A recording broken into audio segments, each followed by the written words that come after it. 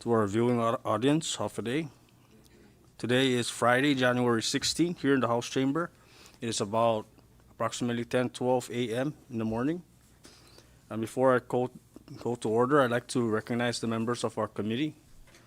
To my bottom left, we have the Vice Speaker of the House, Representative Vince Camacho. To his left, we have our Chair of Commerce and Tourism, Representative Julie Ogo. To her left, we have our floor leader of the House, Representative Marissa Flores. And to her left, we have Chairman of Ways and Means, Representative John Paul Sablan. To his left, we have the Chairman of Transportation and Infrastructure, Representative Vincent Aldan Cobre. And then to my bottom right, we have Representative Danny Aquino. And to his right, we have Representative Joseph Flores. And to my immediate left, we have our Vice Chair of the committee, Representative Blas Jonathan Atto. And seeing that we have more than 3 members of the committee present, we do constitute a quorum to conduct today's committee meeting. And with that said, can I get a motion to adopt today's agenda? There's a motion to adopt today's agenda and has been seconded. All those in favor say aye. All those opposed say nay. Motion carries. Today's agenda has been adopted. Thank you, members. And then under item 3 of our committee meeting agenda, we have public comments. I'd like to now open the podium for any public comments, and please state your name for the record. You have 5 minutes. Thank you.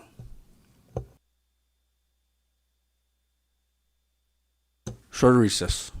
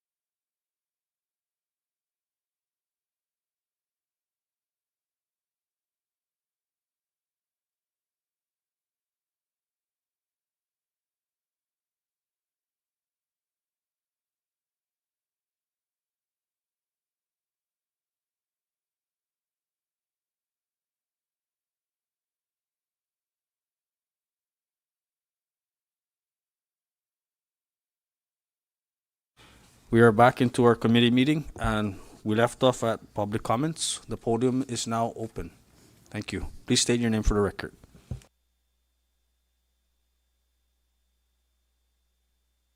The red one? Oh, there it is. Okay.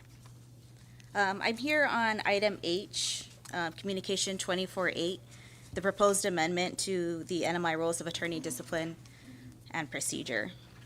Good morning, Chairman, Vice Chair Atau, and honorable members of this community. My name is Charity Hodson. I'm the president of the Northern Marianas Bar Association, and I'm here with the support of my bar board of directors. The item H, which was submitted to this committee, is an amendment to the disciplinary rules for attorneys. And it is a single amendment. It's very targeted. It's a proposal of Rule 5D. And the Bar Board of Directors requested the Judiciary to submit this rule provision for approval by the legislature. And the purpose of this rule is to allow attorneys in the CNMI to participate in a lawyer's assistance program. A lawyer's assistance program is a program that is used across the U.S. mainland. They're called LAP programs. And it provides confidential support for attorneys for mental health issues, anxiety, depression, stress, burnout, substance use and addiction, and other professional challenges that might affect an attorney's ability to practice. And in turn, this impacts an attorney's ability to represent their clients competently, and it reduces public risk of that. These programs, they exist nationwide, and it encourages early help seeking. So before it becomes a problem, before it impacts our clients, the attorney gets help for that issue. We're here today to ask for that confidentiality provision, and this provision is similar to the attorney-client privilege. Attorney-client privilege, that's protected. Anything that's discussed, that's confidential.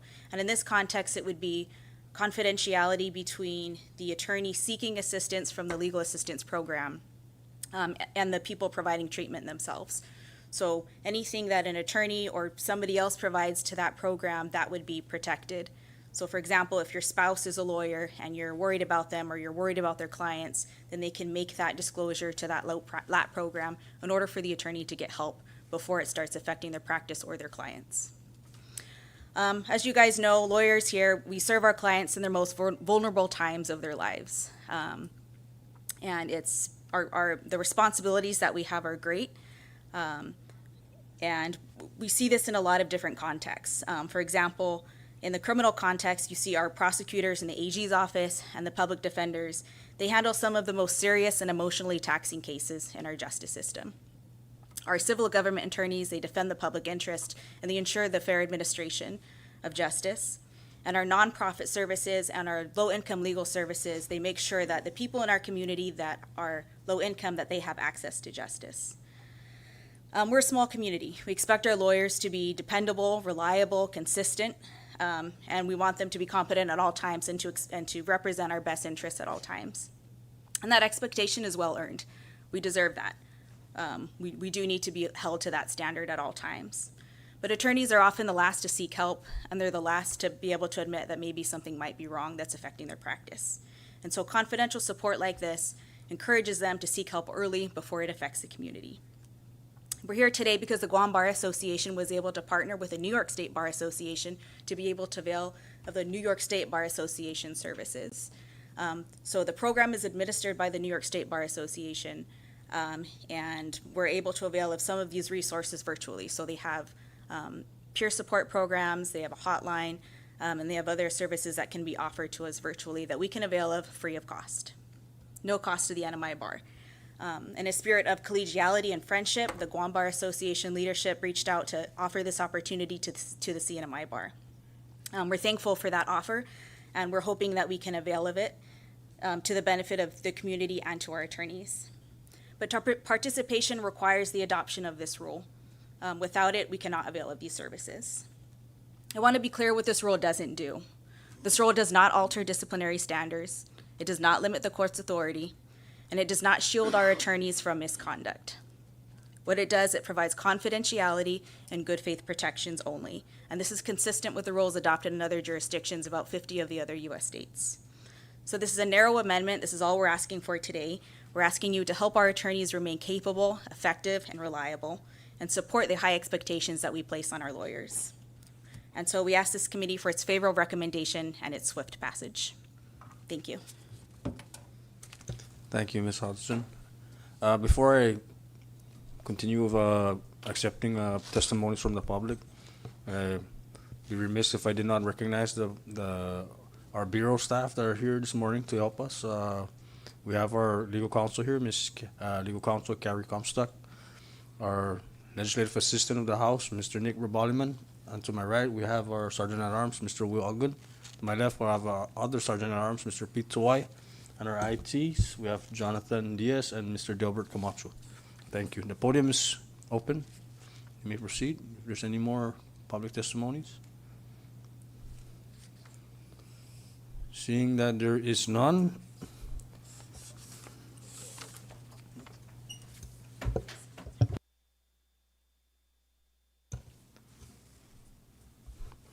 I now recognize our Vice Chair of the committee. Recognize Vice. Thank you, Mr. Chairman, and if there's no objection from the members, and since there's no more public comments, if there's, I respectfully ask the members if we can go to the Committee of the Whole and receive the nominee for the CPUC board so that we can, CPUC, right? Yeah. CPUC board so that we can open dialogue with the nominee if there's no members from, no objection from the members. Since there's no objection from the members, we hereby dissolve into Committee of the Whole. Sarge, if you can escort our nominee and the governor's representatives. Thank you.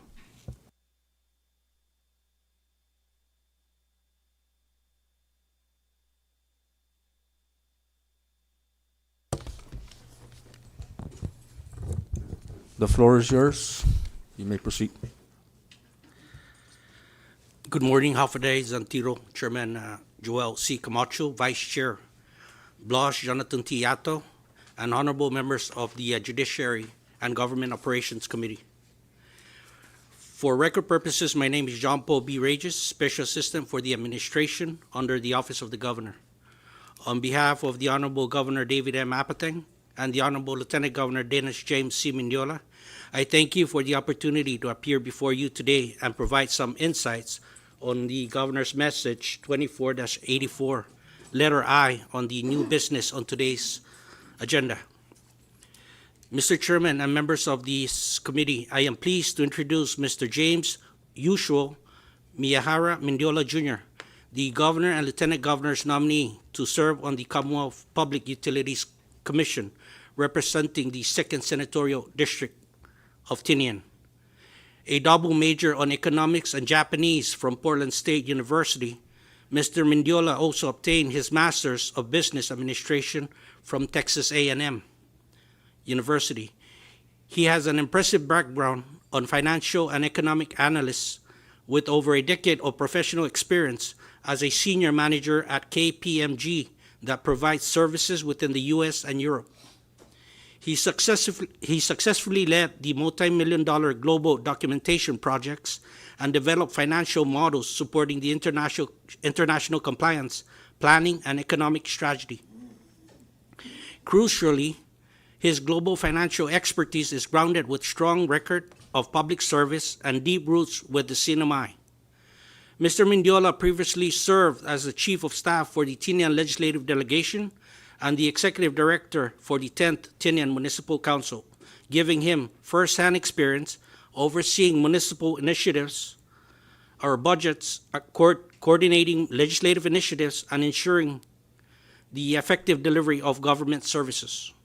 His unique blend of high-level analytical skills, proven leadership, and commitment to the community makes him an ideal candidate to safeguard and advance the interests of our residents and support the long-term economic growth of our great Commonwealth.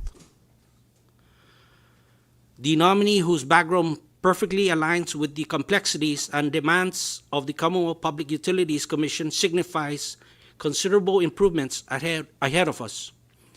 With his intensive background, credentials, and dedication to serving the Commonwealth, Mr. Mendiola is exceptionally a qualified candidate.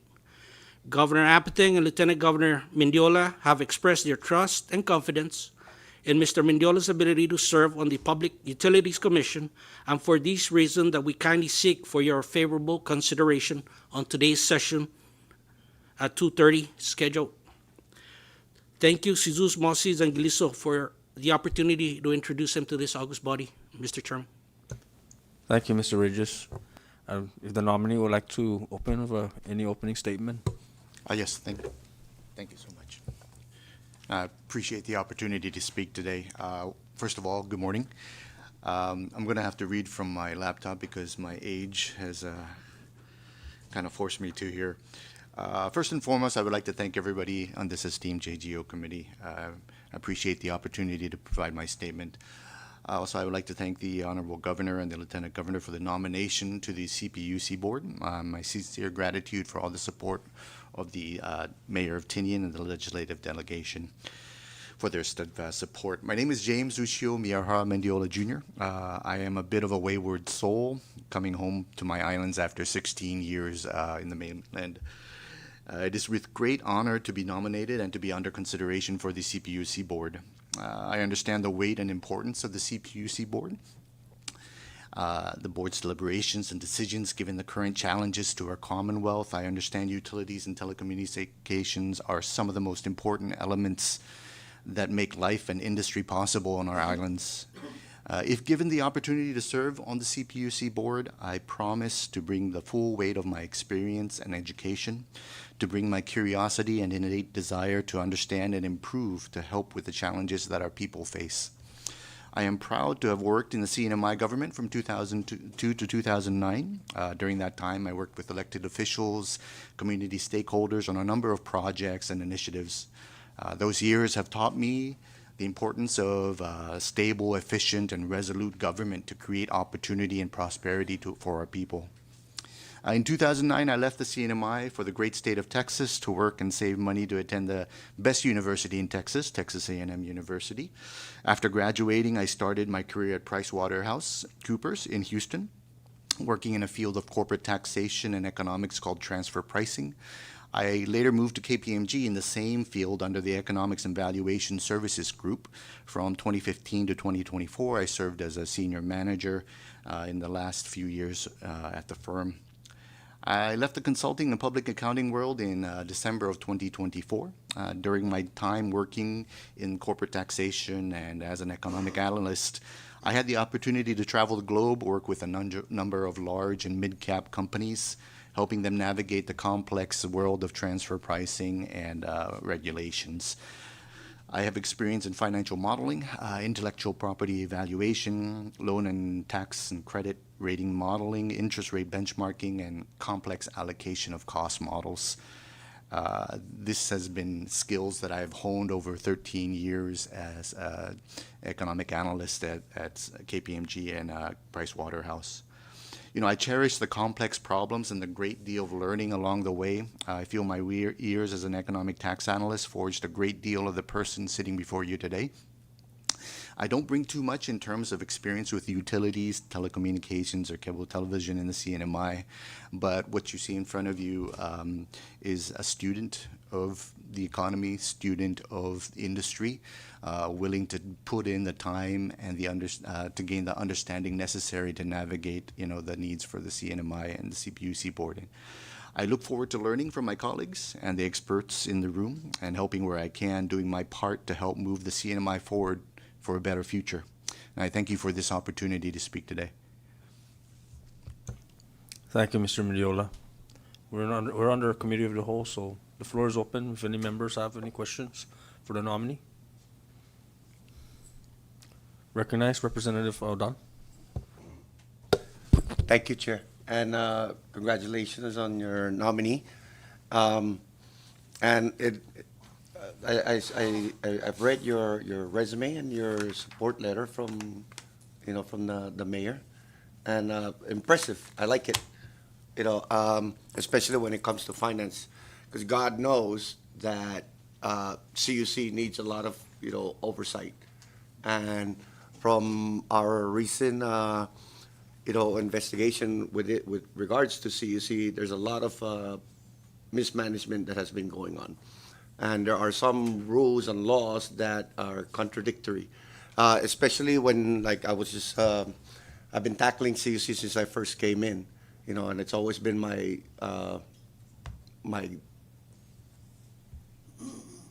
how would you say this? My drive to try to fix it. And when I look at something like CUC, where it deals with public funds, because we are the ratepayers that pay for that, if you cannot explain to the people exactly what is it that you are charging, for, you cause a lot of hate and discontent, and I'm pretty sure everybody knows that that's the case. I have not heard one ratepayer that is happy about their billing, not one, and that's a fact. So a perfect example of this is, let's just say, for example, the security deposit. Everybody's required to provide a security deposit before their power is connected.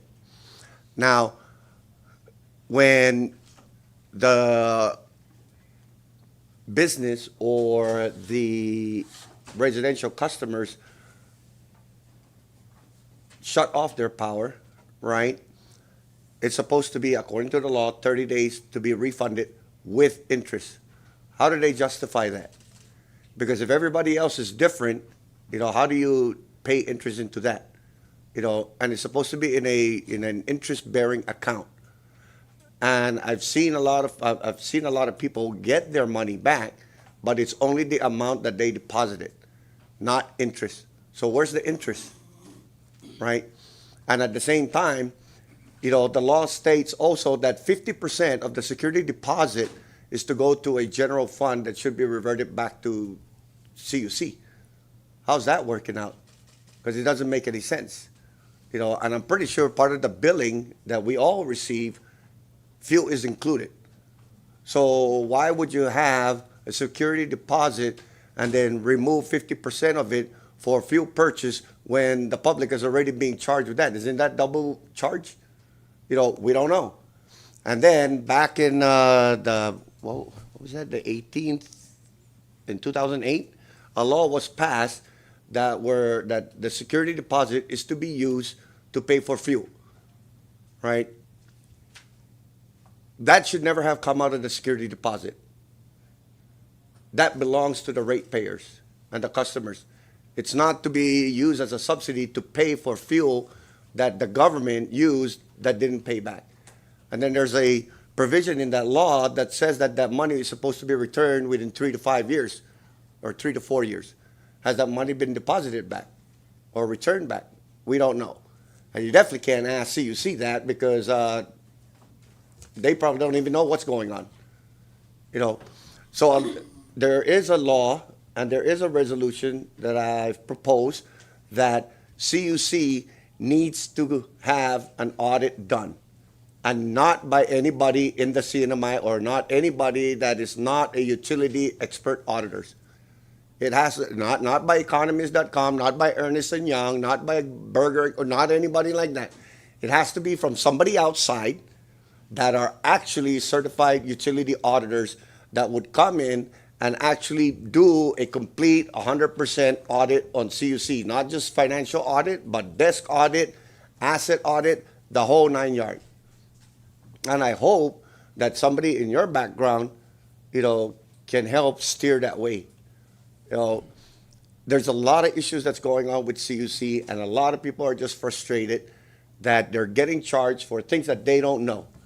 And I can guarantee you this: if everybody was actually to watch their utility bill, okay, and actually calculate it the way you're supposed to calculate it, I can guarantee you that the majority of the people are overcharged.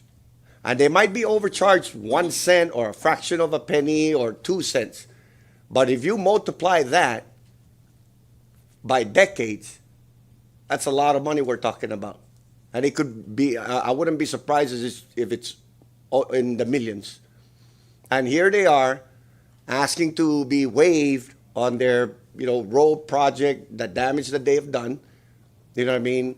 And then at the same time, they're complaining about the bill that we passed or that became law that waived all penalties and fees for the hospital. And when you look at that number, how is it that you are charging the hospital over 50%, you know, on penalties and arrears, and it's compounded? You know, it doesn't make any sense for me that these penalties and arrears, right, that's getting charged and compounded, you know, and they can't make the payment, and then they pass that all on to us. It just doesn't make any sense. You know, and if your interest is over 50% of your principal, that doesn't make any sense either. That's loan sharking.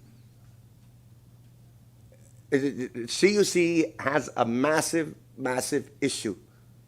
And trying to get them to cooperate is like pulling teeth. You know, and to me, it is the most corrupt and most non-transparent entity that the CNMI has. And it needs to be taken care of. And that's the reason why that I'm hoping that my colleagues would support the audit bill and the audit resolution, because it needs to be done. It's way overdue. And I don't think that a professional utility auditor has ever been invited, you know what I mean, to come in and actually do a massive financial audit on CUC, on everything actually, not just financial side.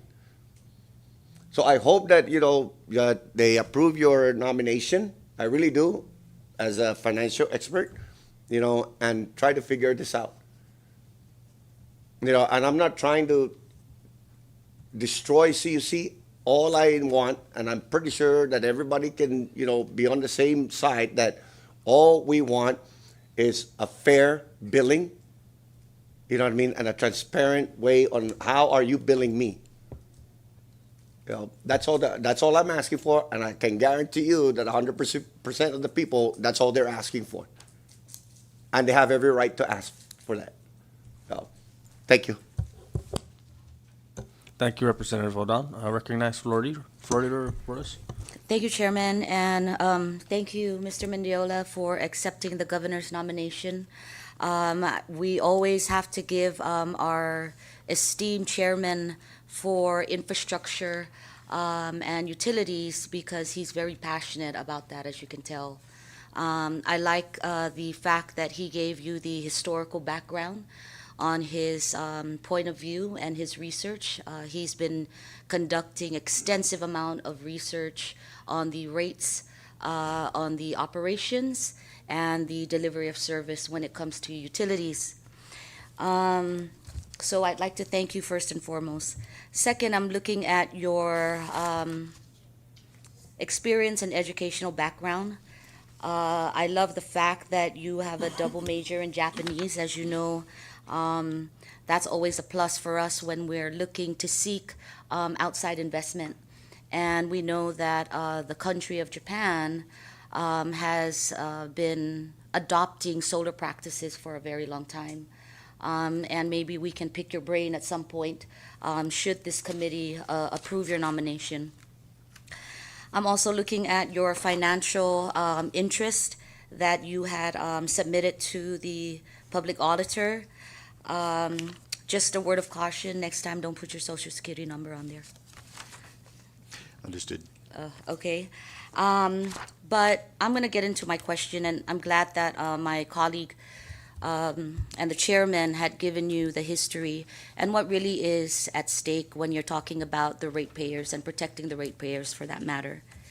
So, utility regulations often hinges on understanding how taxes, fees, and regulatory costs are embedded in rate proposals.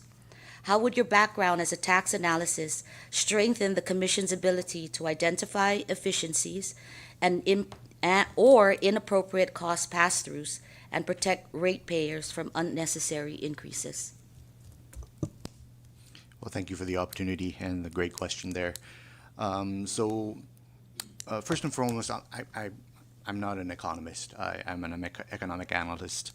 I'm a numbers guy, from the very beginning, from when I was a kid, always a numbers guy. And what I like is that the field of economic analysis allows you to explore numbers and figures and facts and then try to consume that and then try to come up with an understanding of what are the next steps that need to be taken in order to fulfill your goal. That goal may be trying to get efficiencies in place or trying to navigate complex regulatory issues and things of that nature.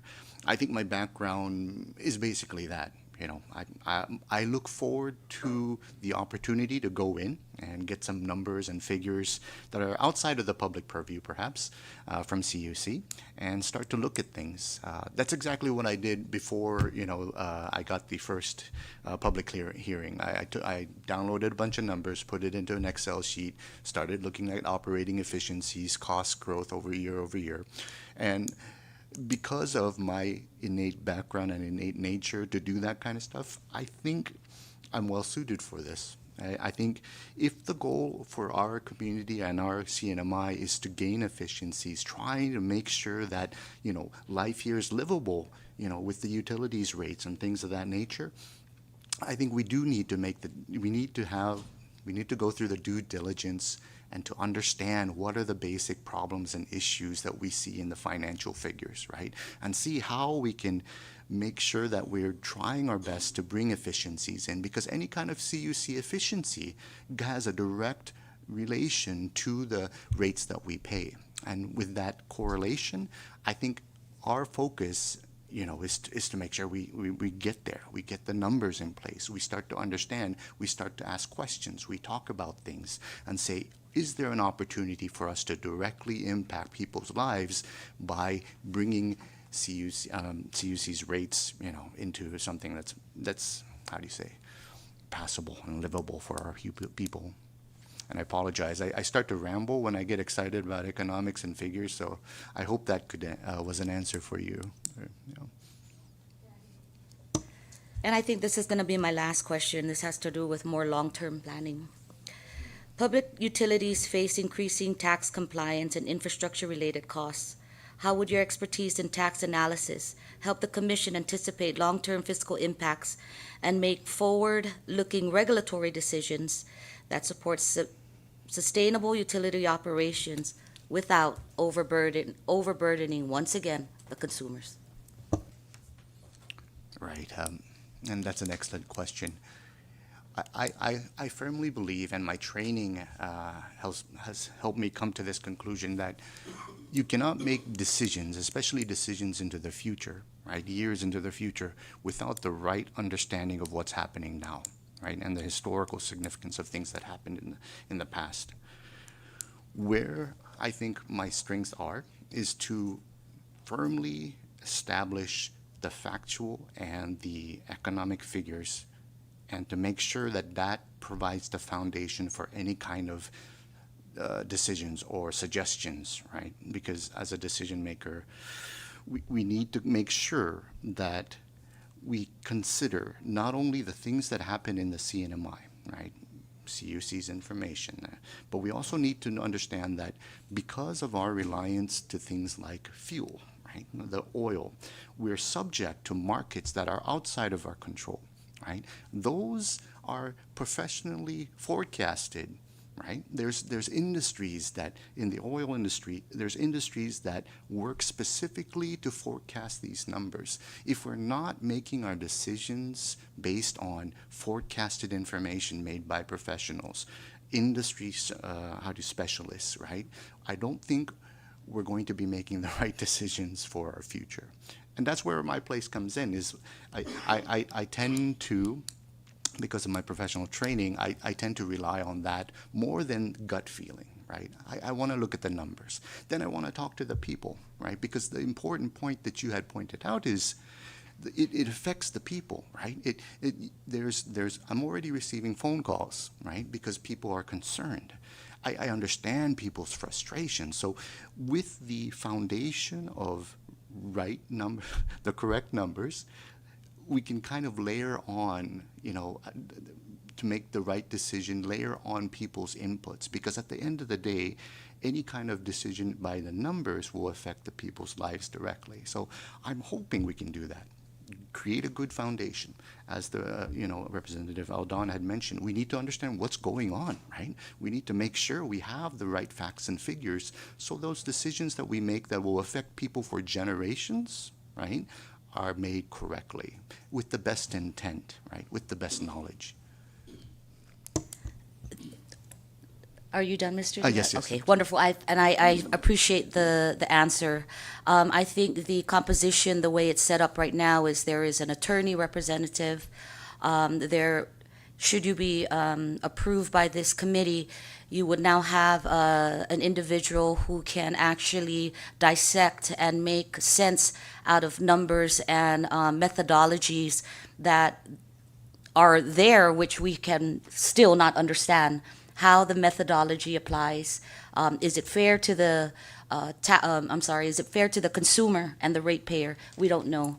But I think having you, should you be approved by this committee, is going to be an extreme asset to the ratepayer, because then it demonstrates that there are some safeguards that are being addressed, not just by the governor's nomination, but by this House of Representatives, that also has an obligation to the people to design and craft legislation that is aimed to protect the people of the Commonwealth, whether it be through ratepayers, through CUC, whether it be systemic improvements, whether it be social system improvements.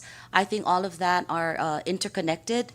And I'm just so happy that the governor's nomination really considered how he would like to design this composition, so that we as a community can really put some peace at this million-dollar question. Why are the CUC rates so high? And what constitutes the FAC rate? Why am I paying more in the FAC than my utility consumption alone? Why am I paying water rates when I don't even get CUC water? Those are the questions that the legislature always hears time and time and time again. If the plane doesn't land, it's the legislature's problem. If the gas doesn't arrive on time, it's the legislature's problem. Everything falls on us. But at some point, we need to really stretch out as much as we can. We are demonstrating that there is a collaborative effort between the administration and between the legislature. And this is one of them. I may not agree with a lot of the policy, but at the end of the day, if it's a good policy call, such as your nomination, I would hope that you stand clear of any political interference and use your background and your educational background that you've earned, that you've worked very hard for, to help the ratepayers and help the Commonwealth, because I think you are more than qualified, and I think that your presence, should we approve you, would be a great asset, not only to CUC, but to the ratepayers as you safeguard their interests in fair rates and practical and meaningful customer service. Thank you. Thank you, Chairman. I yield my time.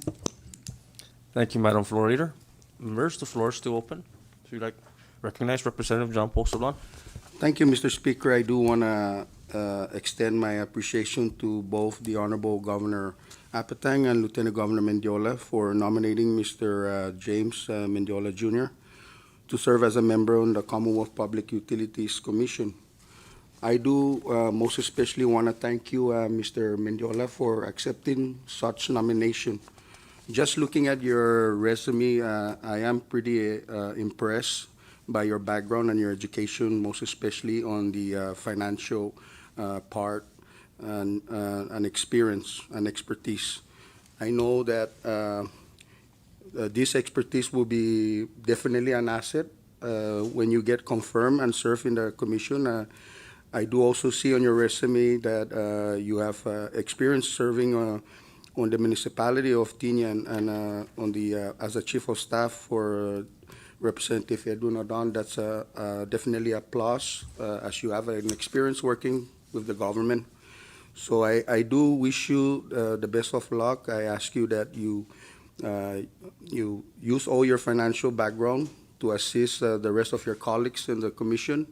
I know that you have expressed from the questions from Rep. Odon and our floor leader, Marisa, that you are going to analyze all the figures and the numbers and get to figuring out what is the issue and the impact on the rates that are given to our clienteles for CUC. So with that, I wish you the best of luck. Mr. Chairman, I don't have question for the nominee, but I do have a question on the package. I might be the only one that don't have the drug test result, and I know that the drug testing result is also a requirement before we take a vote on the nominee this afternoon. So I just want to make sure that do we have that drug testing result? Thank you. Thank you, Representative Sablan. And we will be looking into that. I do notice that that's not in the package, but I will double check on that because we do have our 2:30 session to act on the confirmation for Mr. Mendiola. The floor is still open. Recognize Representative Aquino. Thank you, Mr. Chairman. And I want to thank the governor and the lieutenant governor for Mr. Mendiola's nomination. Just by hearing your accolades and your educational background, I'm impressed, and I'd be probably voting a yes for you. I don't have much questions because I think pretty much our chairman over there, Chairman Colby, is a pit bull when it comes around CUC. What I do have is just like some comments, regarding CUC's practices. sometimes I feel like CUC is just like reckless, sometimes in disregard for people's properties or government right of ways and stuff, where they cut trees, and then they just leave it out. They just leave it for me or for Chairman John Paul, to try to pick up these coconut trees that they just left behind. We report water leaks since last year. I mean, they're still not resolved. The leaks are still out there. And then these things that they're mentioning about the cutting of the roads. Chairman John Paul and I are from one of the greatest election districts in Precinct 2. And, it's 99% great. That 1% is because of those cuttings that they did. And, there's a saying in business, if you break it, you bought it. So if you're going to cut that road up, I don't see why they cannot coordinate with the mayor's office. They've got a roller compactor. They have access for asphalt, but yet they just leave it. Like, people asking me, my hands are tired already. My plate is full. So I hope they can look into that and then do better, proper planning, And then the other one is then when they replace telephone poles or stuff, they leave their ceramic, that ceramic circle things, and then these steels, the cables, the tension wires. And when you're going out with a riding mower and the blade catches those things, we're going to suffer either a serious injury because of it, the projectiles that's going to be launched from those mowers, the damages done to government property, which is pretty much, it's just a simple thing. I don't see why they cannot just pick up those bars. When they damage something, there's $160 for every freaking spindle. If you damage two, that's $320 just for the spindle alone. And then we got to deal with our procurement and supply, and it's just a big headache. But my concern also is just making our precinct 100%. That's my biggest concern, and I'm pretty sure our chairman feels that way. And I yield. Thank you. Thank you, Representative Aquino. I recognize for the first round our Vice Speaker, Representative Camacho. Thank you, Mr. Mendiola, for joining us and for your willingness to serve on this very, very critical board. I don't have questions, but I do want to, mention that a lot of times we hear of CPUC and the first thing that comes to our mind is CUC. So, everyone in here and out there, we're all ratepayers. Maybe not Rep. Cobry because he's off the grid, but he does have a cell phone, so please, I just ask that you not overlook the telecommunication side of the utilities. One such example would be rates, internet or telecommunication rates and requirements such as mandatorily having a landline for internet service. 99% of us here don't use a landline, but we're required to pay for a landline service. That's just one example, but I'm just gonna cut it short because time is of the essence, and I'd like to congratulate you in advance. I really have no questions. Your background is, I'll just say it's really impressive. Much needed on this commission. So thank you for your time. Thank you, Chairman. I yield. Thank you, Vice Speaker. Recognize Madam Floor Leader. Thank you, Mr. Chairman, and in line with Rep. Aquino, I would be remiss if I did not emphasize that my precinct 3 is the greatest precinct. But we do share the same issues. Representative Cobra and I'm going to keep this really short because Representative Cobra and I were talking about this yesterday on a Dig Once policy. And one of those things that we debated on was whether it would be a regulation or whether it be a standalone bill. And I think in line with Rep. Aquino and in line with Rep. our Vice Speaker Camacho and the 88 million in broadband grant that has just been funneled down to the Commonwealth, I think it's important whether or not we can sit down or you can sit down with the chairman and with your commission and possibly maybe CUC and figure out really, should this be a regulatory issue or should this be a standalone bill? Because there's going to be a lot of activity in all three islands when you're talking about infrastructure improvement.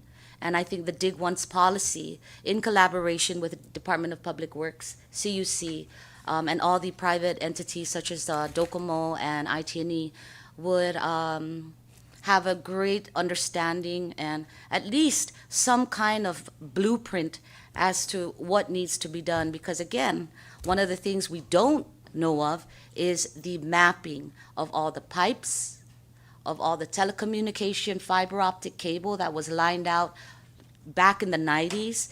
And we need that map for water distribution, for underground fiber optic cable that will be now a project moving forward, and et cetera. So thank you once again. I have no further questions except that Precinct 3 is the best precinct in the Commonwealth. Thank you. Thank you, Madam Floor Leader. Recognize our Vice Chair, then recognize Representative Aldan. Thank you, Mr. Chairman.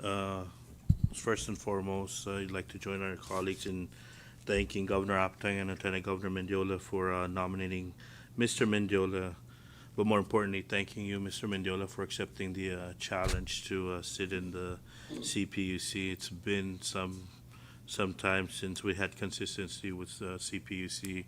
We're finally moving on with filling all the vacant positions to actually fill this board up.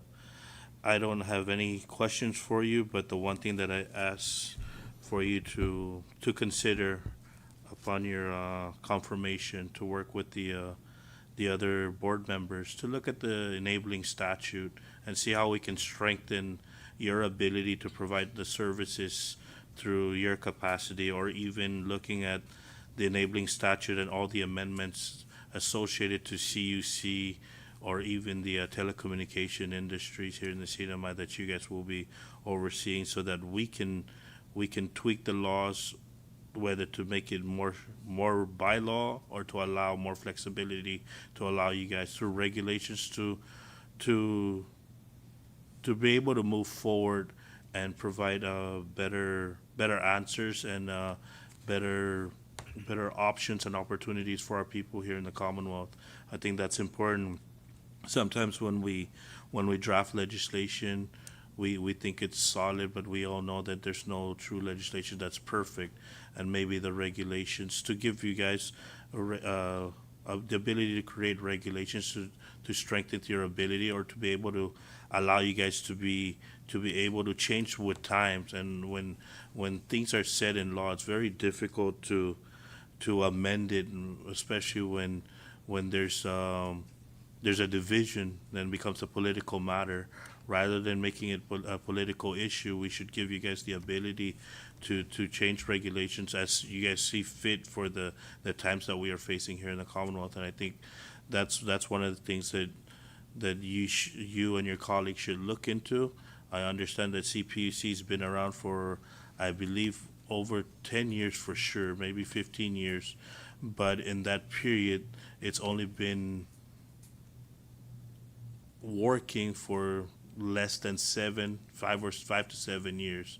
And in that period that it did exist with the board, it didn't have the ability to implement a lot of its intended purposes as per the statute. So maybe that's one thing that should be a first priority for you, is to look at the enabling law and how it links to CUC and the other the telecommunication industry here in the CNMI, so we can help you guys be able to be more flexible and do your jobs more properly and easier moving forward, rather than relying on a law and then coming to the legislature trying to change the law. Let's look at the law itself in its entirety, so that we can make the proper amendments with your assistance So, I mean, you guys are being appointed with the expertise to provide the services.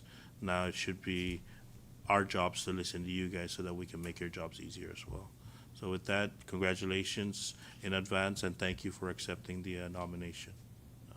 Thank you, Chairman. Thank you, Vice Chair. I recognize Representative Aldon for the second round.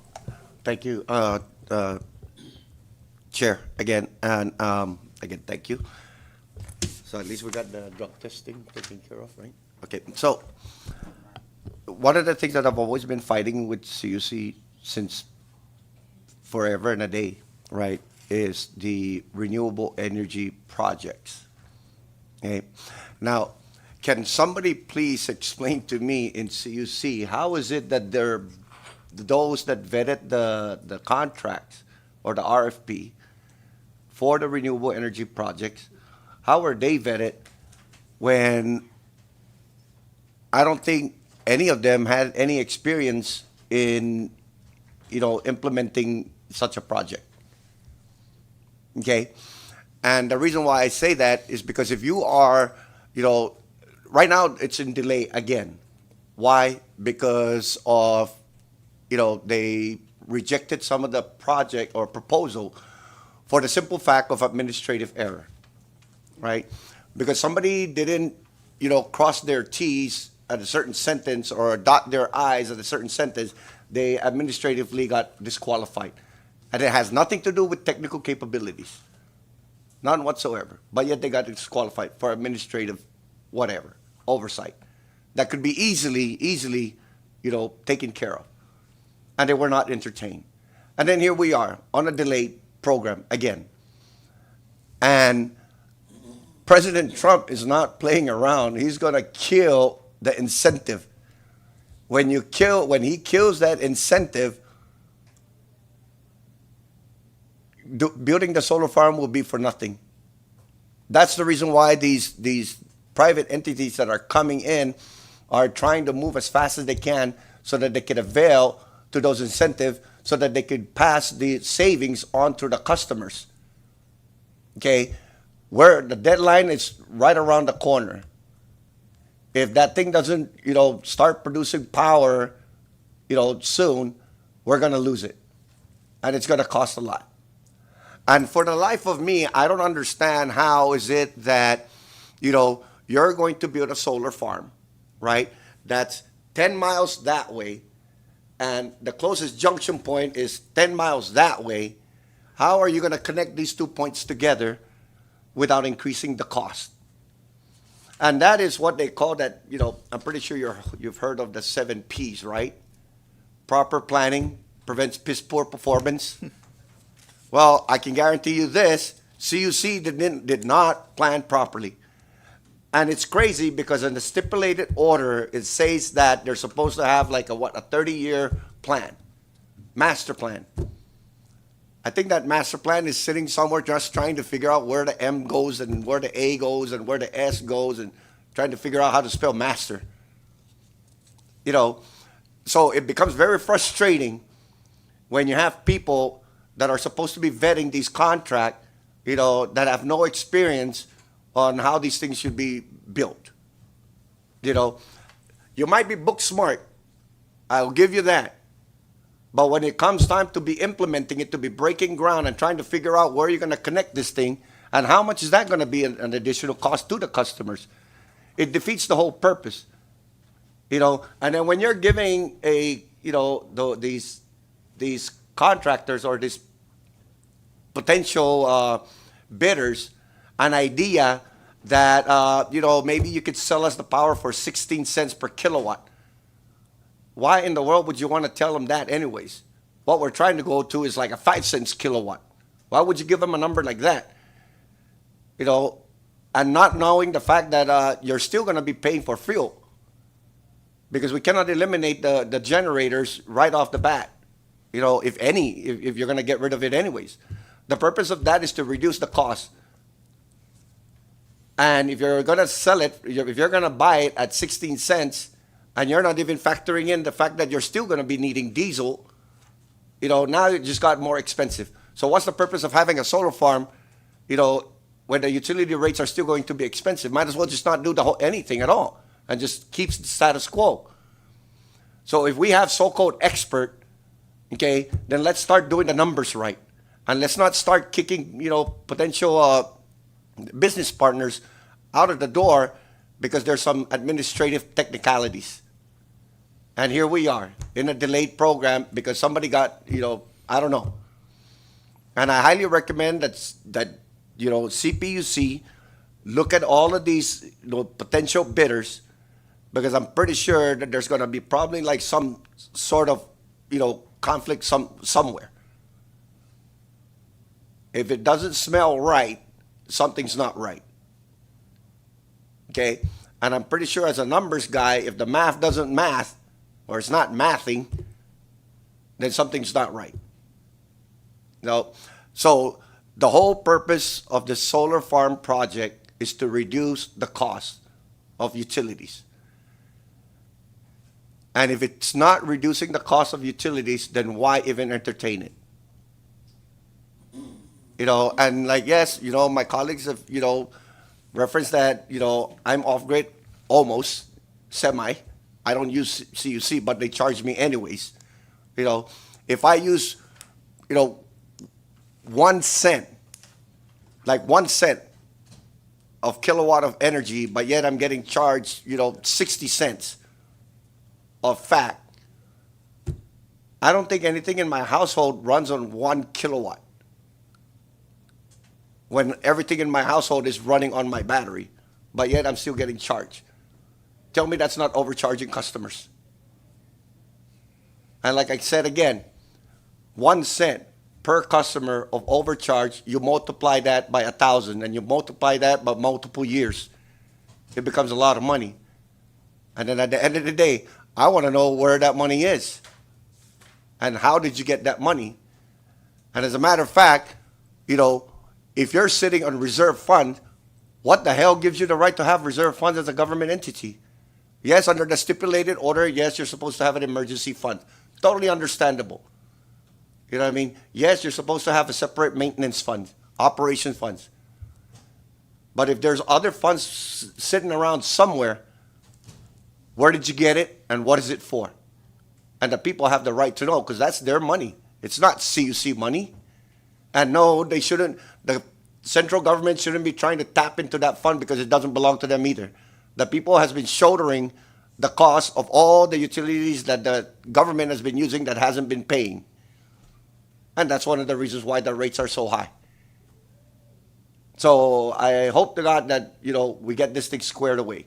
Because it's not fair for any of us to be shouldering the cost of some deadbeat customer. Thank you. Thank you, Mr. Chairman. Any more from the members? Thank you. Before we close out and we dismiss Mr. Mendiola, I'd just like to remind you, Mr. Mendiola, that we do have a 2:30 session this afternoon. I know that the Senate is primed to confirm you on their end. But as for myself, I don't have any particular questions for you. I'd like to congratulate you on your nomination. Your background is very impressive, and we just received your drug test, and it says negative, so kudos to that.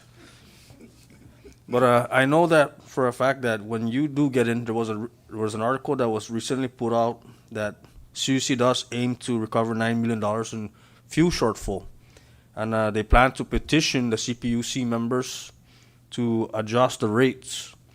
And I know that when you get in, that you're going to be having to work closely with the CUC consultants, Mr. Robert Young and Dan Jackson of economist.com.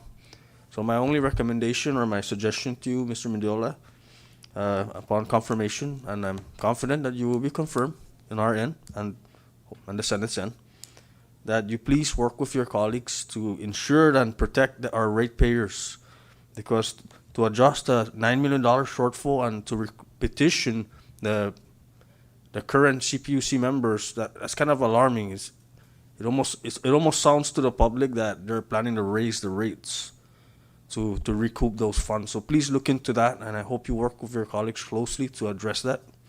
And maybe hopefully you report back to the legislature if possible on those findings. And with that said, there's no more questions from the members. I'd like to allow you, if closing statement if you like. If not, thank you very much for being here today to answer our members' questions. Yeah, just a small amount. Thank you. And- Yeah, go for it. And in my years of as a consultant, you learn pretty much three things.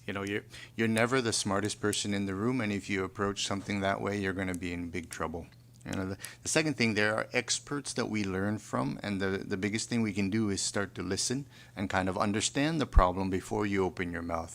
And that's exactly what I'm trying to do here. My attitude is to go in, to understand, to listen to the representatives, to listen to the community, to listen to the economists that are in the room, and try to digest as much as I can. And then number three, as a consultant, we don't have all the answers. So it's really a cooperative environment, right? We have to tackle problems that affect our entire community, our entire Commonwealth together. It's only when everybody works together and cooperatively that you can make serious, foundation-moving changes to the CNMI. And that's what I deeply believe in. And I appreciate this opportunity, again, to serve on this board. Thank you, Mr. Mendiola. You are free to leave. Wonderful. Thank you. Thank you, sir. Members, is there a motion? Yeah, 2:30, sir, if you're able to. Thank you. Members, if there's a motion, then we rise back into our plenary committee meeting. There's a motion that we rise back into our committee meeting, and it has been seconded. All those in favor of that motion, say aye. Those opposed, say nay. We're back into our committee meeting, and before we left off, we ended under public comments, so we're now under item 4 of our agenda. Under old business, we have Senate Bill 24-11. Recognize? Thank you, Chairman. And before we go into old business, because we are now set with time, can we skip, or at least, if there's no objection, attend to the business and the matter of the judiciary communication prior to going into old business? If there's no objection, thank you.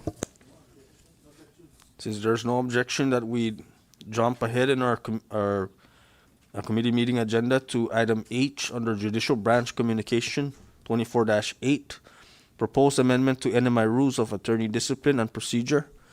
And if the members would like, we did receive some public testimony. If you would like, we can dissolve again into Committee of the Whole. If there's any more questions, I see that our Director of the Courts is here, Ms. Tonya Camacho. Thank you for your presence here today. And our General Counsel, Ms. Hanjay, and Mr. Matthew. If you like, we could dissolve into Committee of the Whole if you have any more clarifying questions. I only have 2 questions, so if there's no objection, I would ask that the committee dissolve into a committee as a whole so that we can engage in conversation with the bar president. Thank you.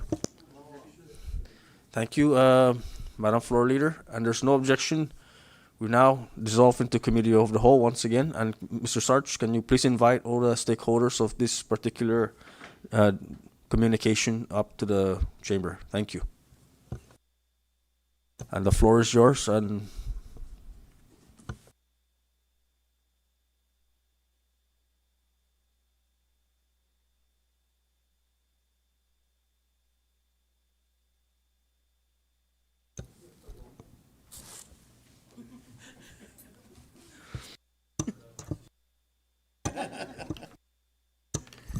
You have to love our Fridays here. Chairman? recognize Okay. Madam Floor Leader. Thank you. Attorney Charity, thank you for coming, and thank you, Ms. Sonia, for attending. I only have 2 questions. I love the program. I fully support the program. My first concern is, does the Supreme Court have the rulemaking authority to extend the program? Yes or no? Does the Supreme Court have the authority to extend the program? Okay, actually, let me rephrase that. The Supreme Chief Justice, does he have the authority within his capacity to extend the program? Yes or no?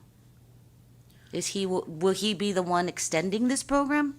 Should the need be, or should that be isn't that a legislative purview? Shouldn't we So I can't speak for the Chief Justice or for the Supreme Court, but what I can say is that the CNMI, similar to our sister jurisdiction of Guam, so the New York state law, they do have a law that has this exact provision in it, and that Okay. allows them to do this program, and I think that's All right. probably what you're flagging. Yes, that's what I was gonna ask. And so that is why they gave us this verbatim language. But under Guam's Organic Act, they are able to promulgate it by court rule because the Supreme Court has authority over the disciplinary acts and procedures under the rules, and that's under the Guam Organic Act. Okay. Similarly, we obviously don't have an Organic Act, but similarly, under the Commonwealth, the Supreme Court is vested with the authority over the attorney rules of discipline and procedure.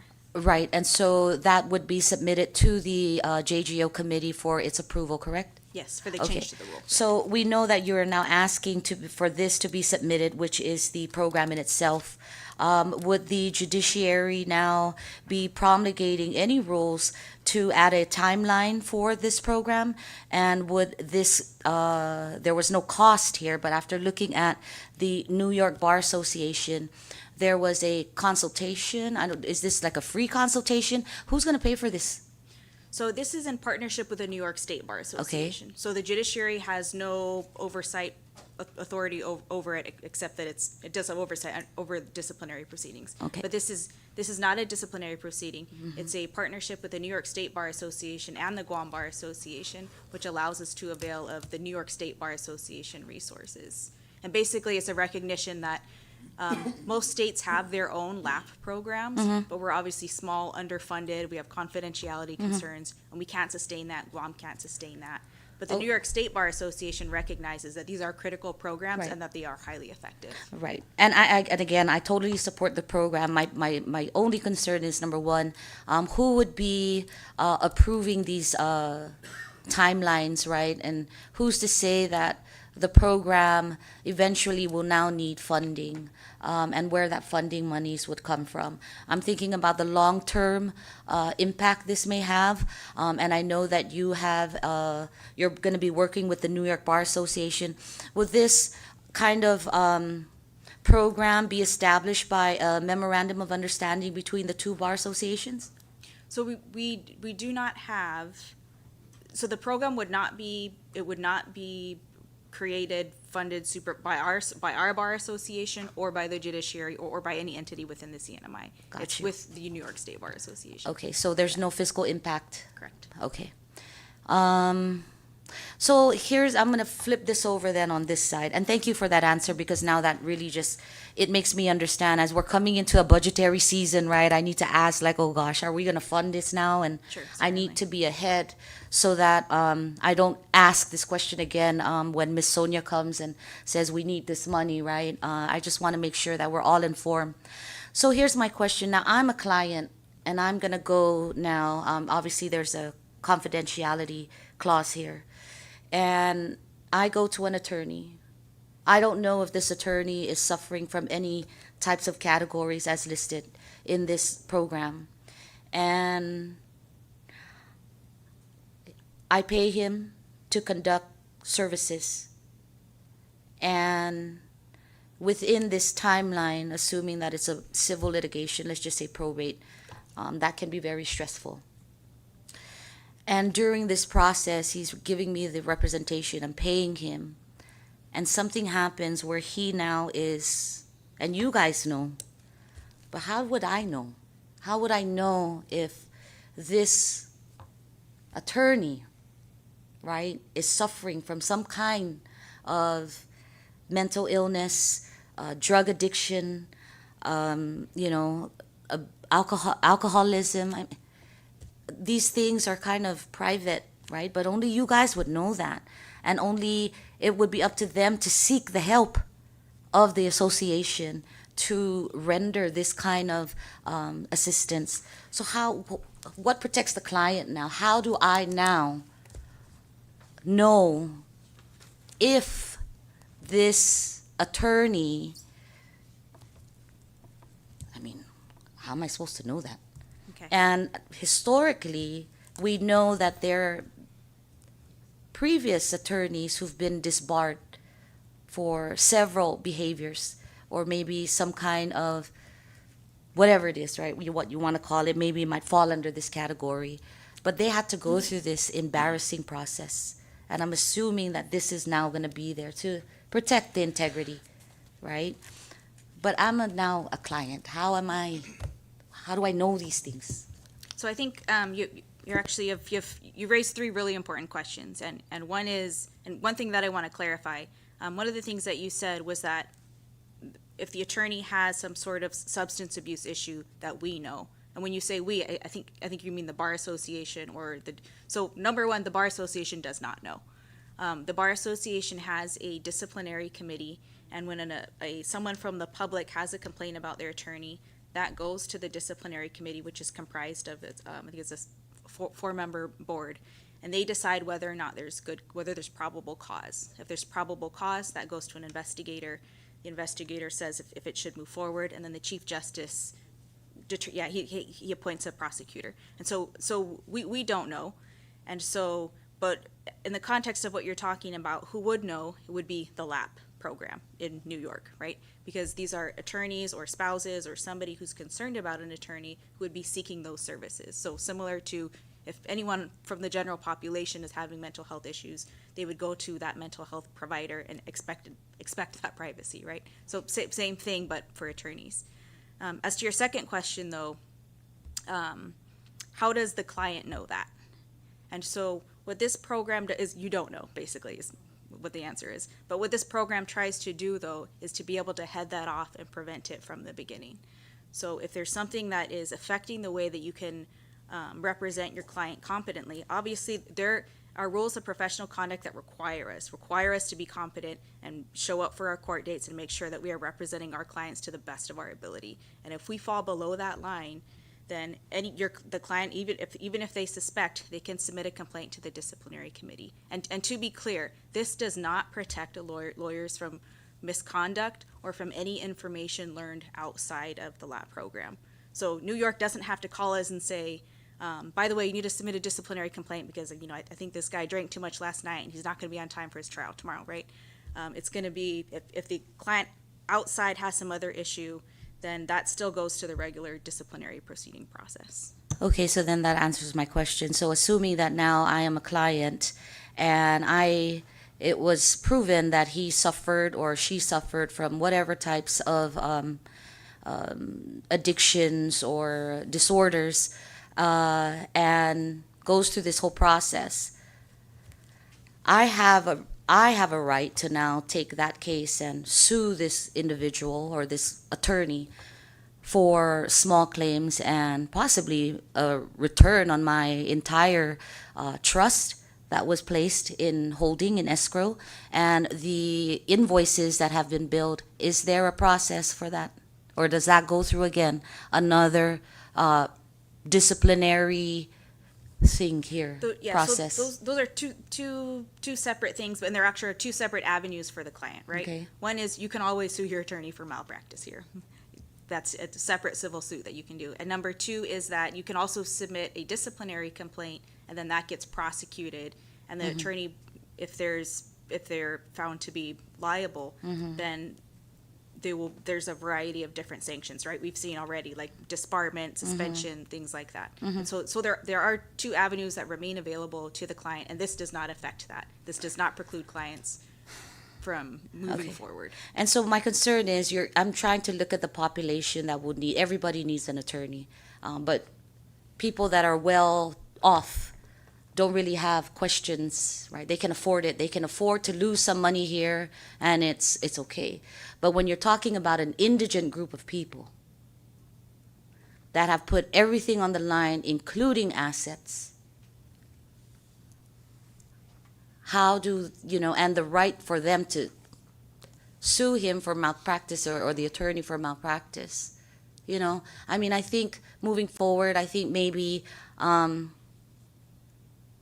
those need to be kind of revisited, because I don't think an indigent person who have already invested hundreds and thousands of dollars, whether it be tangible or liquid cash, but they should be given not a different treatment, but I don't have to pay for another attorney to sue him for malpractice. There should be an avenue in which it's proven, it's been disciplined, went through the service, returned the money. I don't think that people who are indigent should go through the same process when they don't have the resources already to go and sue you, knowing that there has been evidence that maybe he came in and was under the influence and was late, but I can smell it, and then I have to go through this whole process again. Yeah, I understand. You hire an attorney to do one thing, and then you have to expend more money to figure out what happened. So as to the ability to make a disciplinary complaint, that is absolutely free. You can Okay. submit that anytime to the disciplinary committee, and if it's prosecuted, the judiciary, what happens if it's prosecuted is that the Chief Justice appoints a member of the private bar, who then is obligated to serve as the prosecutor. And that attorney's fees are paid half by the judiciary and half by the Bar Association. So we see that as our responsibility to discipline our attorneys, regardless of, Okay. and we pay for those costs. The public does not pay for that cost. Okay, all right.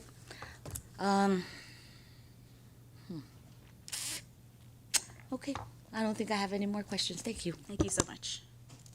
Thank you, Madam Floor Leader. I recognize Representative John Posaban. Thank you, Mr. Chairman, and thank you, Charity, for being here, and Ms. Sonia. I just wanted to, can you just like kind of walk us through on how your disciplinary program in the bar, how do you guys conduct? So, for example, there is a complaint that this attorney perhaps has a substance abuse problem. So we report it to the Bar Association, and then the Bar Association then require this attorney to undergo a drug testing to investigate this? Or can you walk us through on how do you guys do your investigation and your disciplinary action for Sure. attorneys? Two issues here. So when I hear your general question, and so I'll answer your general question first, and then I'll answer how it would happen if you were to file a complaint today. Generally, how that would happen is a member of, or anybody can file a disciplinary complaint. It could be a client, member of the public, a judge that suspects something. You can file that complaint with a disciplinary committee, and then the disciplinary committee appoint someone, an investigator, to investigate it. And so they'll ask questions of the attorney, they'll get documentation, they have they have that power to be able to investigate and subpoena items. And so it isn't, but what the disciplinary rules cover though are violations of the model rules of professional conduct. And so, whether or not somebody is involved in a violation of law, that would be for them to be able to determine if that violated the model rules of professional conduct. And if there was probable cause that somebody had violated those rules, then it then goes back to the committee to vote on whether there is probable cause based on the findings, and then up to the CJ, the Chief Justice, to be able to appoint a prosecutor. So it's really fact specific on whether or not they violated the model rules of professional conduct. But I do want to be clear though, that if you were to make that complaint today, our disciplinary committee currently does not have, is not functional today. And the reason for that is because there was a Superior Court decision, I believe it was in April of 2025 last year, that held that the bar membership, when it votes the disciplinary committee in, that it has to be done by a majority of our bar membership. Now, we have our bar membership is in the mainland, all over the world now, and we only have about approximately 100 members here on island. Our total membership is around a little bit over 300 members. And so in order to, the Bar Association has done in the past, or with all of our elections, is that whenever we vote members into the disciplinary committee, which is done by our CNMI membership, ballots are sent out. You can send it through email, you can do it in person, but every active member votes. And when the members vote, that makes up whatever the majority of votes are for each position, then that person is on the committee, right? In the Superior Court, there were 2 disciplinary complaints that went up before a Superior Court judge, and that Superior Court judge held that because we counted only the ballots that had been submitted, that wasn't actually a majority. So our members from off-island, they're not voting in these elections. We typically have around 40 to 50 members that participate in these elections. And so because our members we cannot have that majority vote. There's a Superior Court decision that our disciplinary committee was not properly elected. The disciplinary rules were brought to this committee, I believe sometime last year, to correct that quorum. And there were certain attorneys that came in and fought against it. I don't know if those attorneys represented certain people that were subjects of the disciplinary proceedings. I cannot say. But I know that one of those decisions is up on appeal, and so the Supreme Court will determine whether or not that was correct. But there is another amendment needed to the disciplinary rules, and that is to clarify and correct that quorum requirement. Because as you stated, Congressman, if someone were to file a complaint today, there is no disciplinary committee per the Superior Court decision.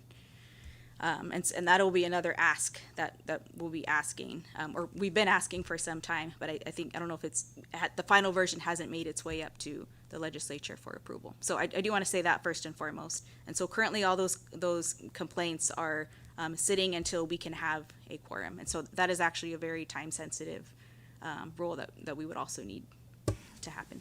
Okay, thank you for that information. That's very informative. And then, can you explain to us this partnership that the Sinamay Bar has with Guam Bar Association and New York State Bar Association? You spoke about lab, right? In New York State Bar, what lab is this? Are you talking about like substance abuse lab or what? So it's a variety of things. So the New York State Bar Association is obviously very large. They have a lot of resources. And so their program actually serves, it's not just lawyers, it serves judges, law students, legal staff, and even members of the family. Like if members of the family has, a very, very, very contentious lawyer and they're suffering burnout or stress from that, they can also avail of these services. And so the services that they offer is counseling. They can do referral to treatment centers. I mean, for us in New York, I don't know how helpful that would be. But if somebody had the means, right, to be able to be referred to a treatment center in New York, they have peer counseling and they have support groups and they also have a hotline. And those are all things that our attorneys could avail of to make sure that we're serving our clients in the best way possible. Thank you. Clarified. Thank you for that information. I yield, Mr. Chairman. I don't have any more questions. Thank you, Representative John Paul Sablan. I recognize Madam Floor Leader for the second round. Thank you, Chairman. Okay, so Rep. Sablan brought up a really good question, and thank you, Ms. Charity, for answering and informing this body that as of now, there's no current disciplinary committee. So, taking my question, his question, is there a rush for this rule to be applied now, knowing that there is no disciplinary committee? Because right now, nothing protects the client. Should any cases come up that are focused around an attorney who may be suffering from alcoholism, substance abuse, addictive disorders, stress, depression, problem gambling, trauma, and other mental health issues? So yes, under the disciplinary rules, it should go through the process through the committee, right? But because there isn't a disciplinary committee that has quorum right now, it would go directly to the Chief Justice for action. And so while normally there would be this process through the disciplinary committee, and there should be, and we would absolutely love an amendment to be able to make that quorum effective. And again, we did bring it before, requesting that change last year, and that was Yes. rejected. Okay. So I guess as an attorney, would it have any impact? I mean, you took an oath to be as honest and transparent as possible. So I'm going to hold you to that oath, Okay. Madam President. And I'd just like to ask you, in your capacity, would it be detrimental if we don't approve this now? And the holistic approach, clients and attorneys together, protecting both at the same time. So I think that this measure does protect clients and attorneys at the same time. And so what this does is, so an attorney who's having this is a voluntary program, so an attorney who is having an issue if there isn't if there isn't confidential support, they aren't going to reach out for confidential support. Those resources are not available here. And we cannot avail of, legally, we cannot avail of the New York State's resources. They're requiring us to have this in place because this protects, it protects those confidentiality of that information both ways, right? And so they will not allow us access unless we have this rule in place. And this does protect the clients, because what you're talking about is the fallout from when an issue gets to a point where it does affect representation. The purpose of these programs are to head it off and to address it before it becomes a problem. We want to address the risk before it becomes a crisis. Thank you, Charity. And Chairman, I'd like to yield my time to afford our legal any questions as that, these rules do come down, or any amendments that come down.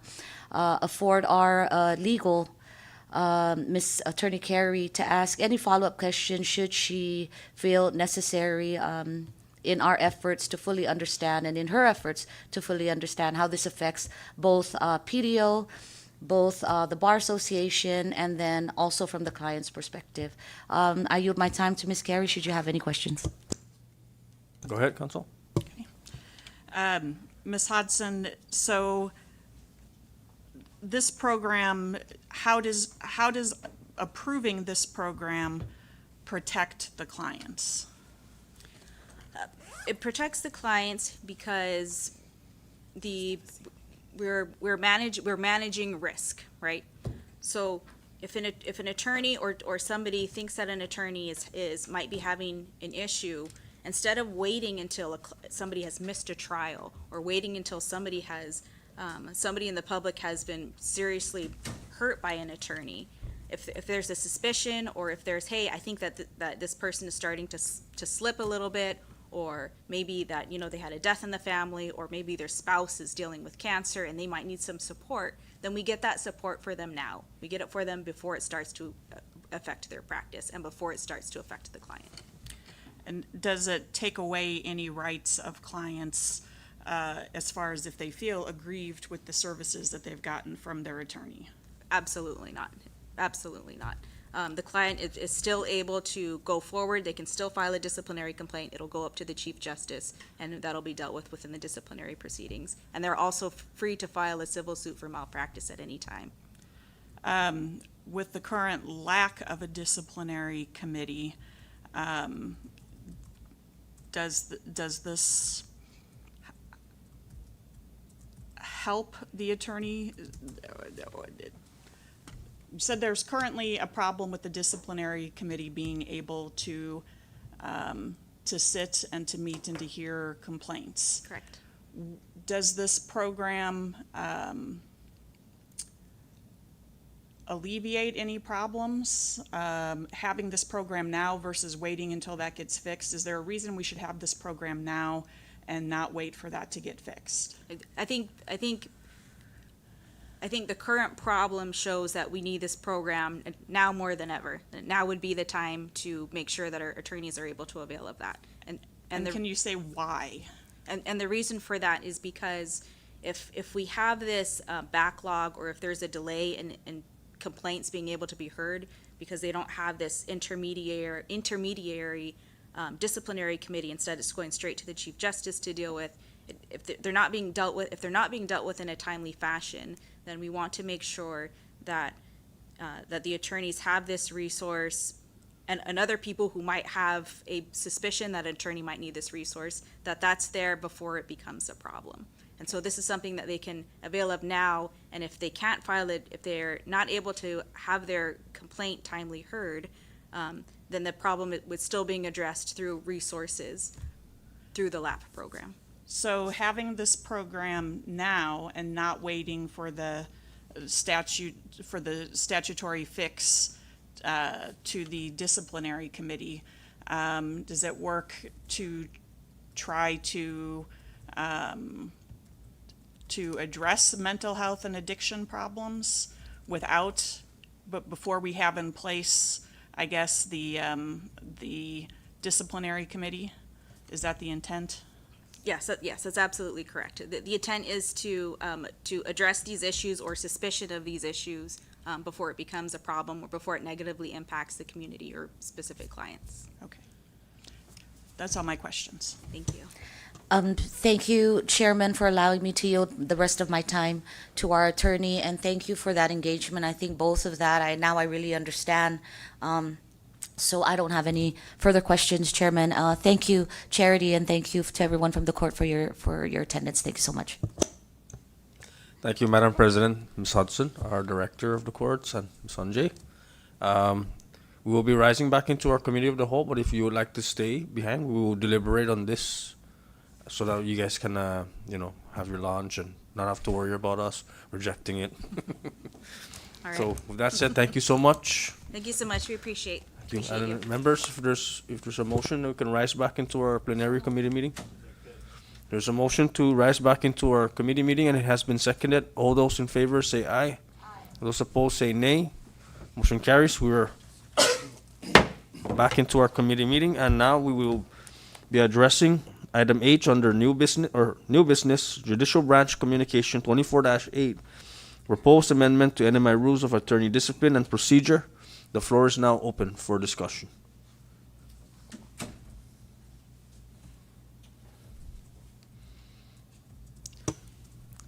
Madam Flores, you're recognized, but before I recognize you, I'd just like to share with the members that in the interest of time, I know we are approaching our lunch hour, so after we deliberate with this item on our agenda, we will take a short recess, at least a bathroom break or have some refreshments.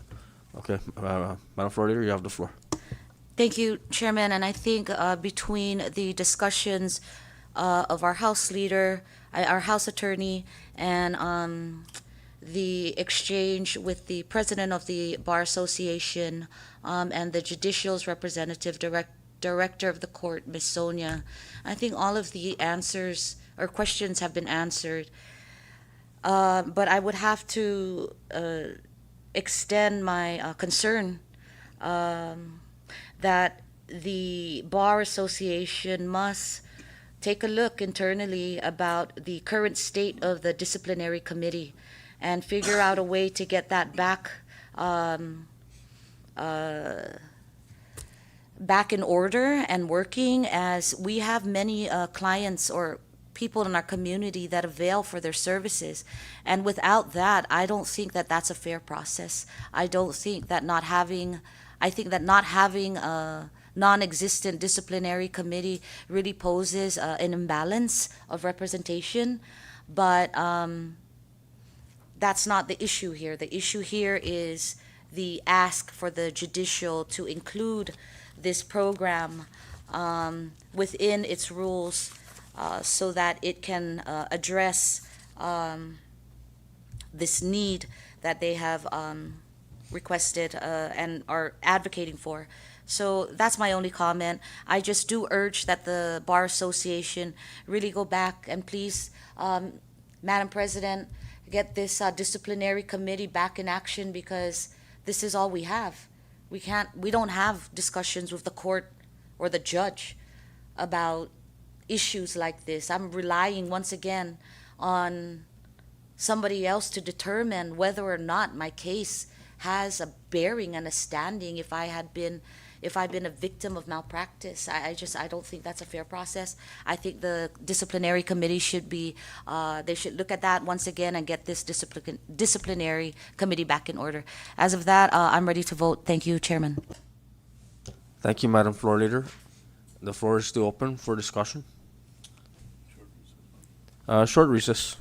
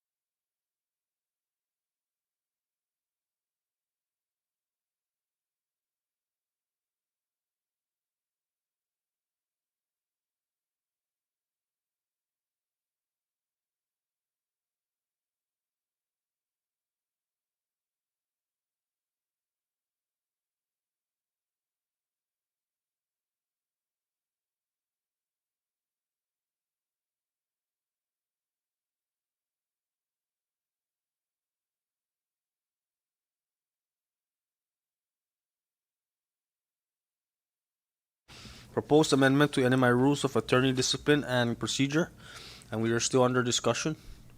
Recognize Representative John Paul Sablan. Thank you, Mr. Chairman, and after a lot of questions from the members that were clarified and answered by Ms. Charity Hudson, and who is the president of the Sinamay Bar Association, as well as Ms. Sonia, director of the Superior Court Judicial Branch, I now make a motion that we adopt Judicial Branch Communication 24-8, and that this committee formulates its committee report recommending to the full body of the House its approval. So move. Thank you, Representative John Paul Sablan. And there is a motion to adopt a committee report for the acceptance and approval of Judicial Branch Communication 24-8, and it has been seconded. All those in favor of, or discussion? All those in favor of that motion say aye. All those opposed say nay. Motion carries. Judicial Branch Communication 24-8 is hereby adopted. Thank you, members, and in the interest of time, we will be recessing to ensure that our legal counsel here, her blood sugar, is taken care of. Thank you. Recess.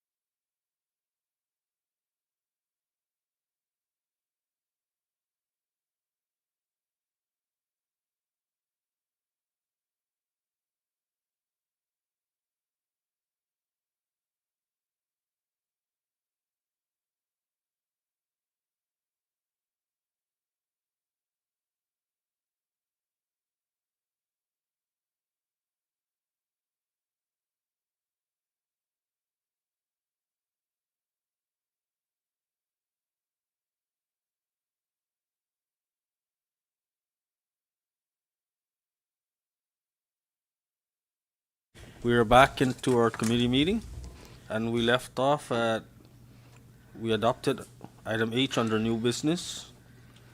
So we're done with that in our agenda. I just want to note to the members that under new business, item A, C, E, and F, we were very briefly discussed on our last committee meeting, which was also put under our agenda calendar. So they're technically supposed to be under old business. So once we've disposed of old business, we will continue under old business for items A, C, E, and F under new business.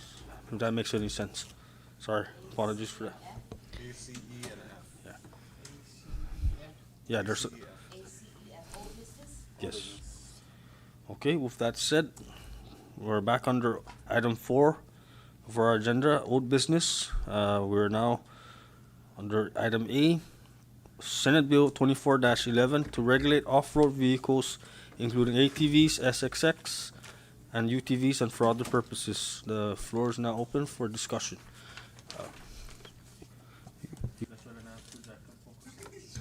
Recognize Representative Sablan. Thank you, Chair. Sorry, because on our last meeting, I stressed a point on old business under Senate Bill 24-11, and I stressed my concerns on the safety of these ATVs, off-road ATVs operating on here in Saipan on our highway roads. I feel it's a bit unsafe. I know that there is some comments by the commissioner of DPS, but what the commissioner was asking to allow law enforcement to utilize this within the tourism areas up on our Paseo de Maranas, and he's not in any way alluding or actually promoting such off-road terrain vehicles on our main highways. And it's for that reasons that I still am stating my concerns.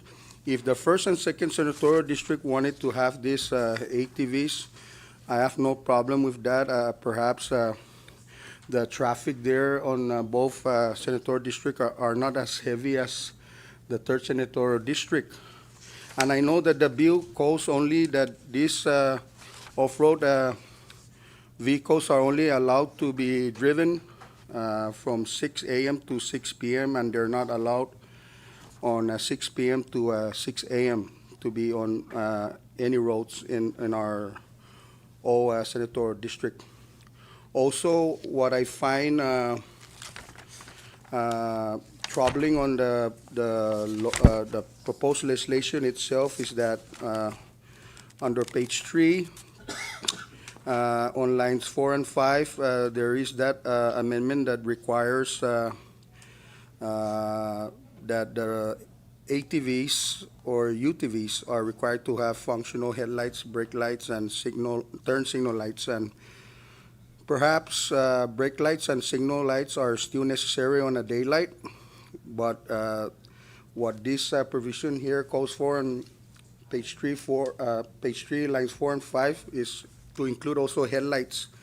And the fact that on page, my apologies, on page 4, under line 6, 7, that it's very self-explanatory that such vehicles are only allowed, are not allowed in public roads on 6 p.m. to 6 a.m. So the requirement of headlights on a daylight, and a day is maybe perhaps not required. Maybe the brake lights and signal lights are, but then again, these vehicles are not allowed to be functional on 6 p.m. where it's nightfall, which requires the headlights, right? In other words, you're saying it's counterproductive. That's exactly what I'm trying to say. So I'm just here to state my concerns. Thank you, Mr. Chair. Thank you, Chairman Jean Paul Sablan. I recognize Madam Floor Leader. Thank you, Chairman. I have to agree with Rep. Sablan. That was one of the big elements there that caught my attention as well. But furthermore, if you look at these SUVs, definitions, ATVs and UTVs, there are a lot of, and I don't know if our council can actually bring up a visual of what this looks like. There are different types and different styles of how these things are manufactured. And my biggest concern is that some of these ATVs, SUVs, and S times S, whatever this is, there are safety guards that are there for protection so that someone does not fall out. There are harnesses and safety belts that require a full chest body, right? That's not given here. It doesn't have a standard as to what and which ones are we actually approving in terms of these types of off-road vehicles. Because of that, you want to imply that it is a need. As we can see, there's many styles, right? And we haven't even, or in this legislation, it doesn't even state a style. It could be all kinds of these.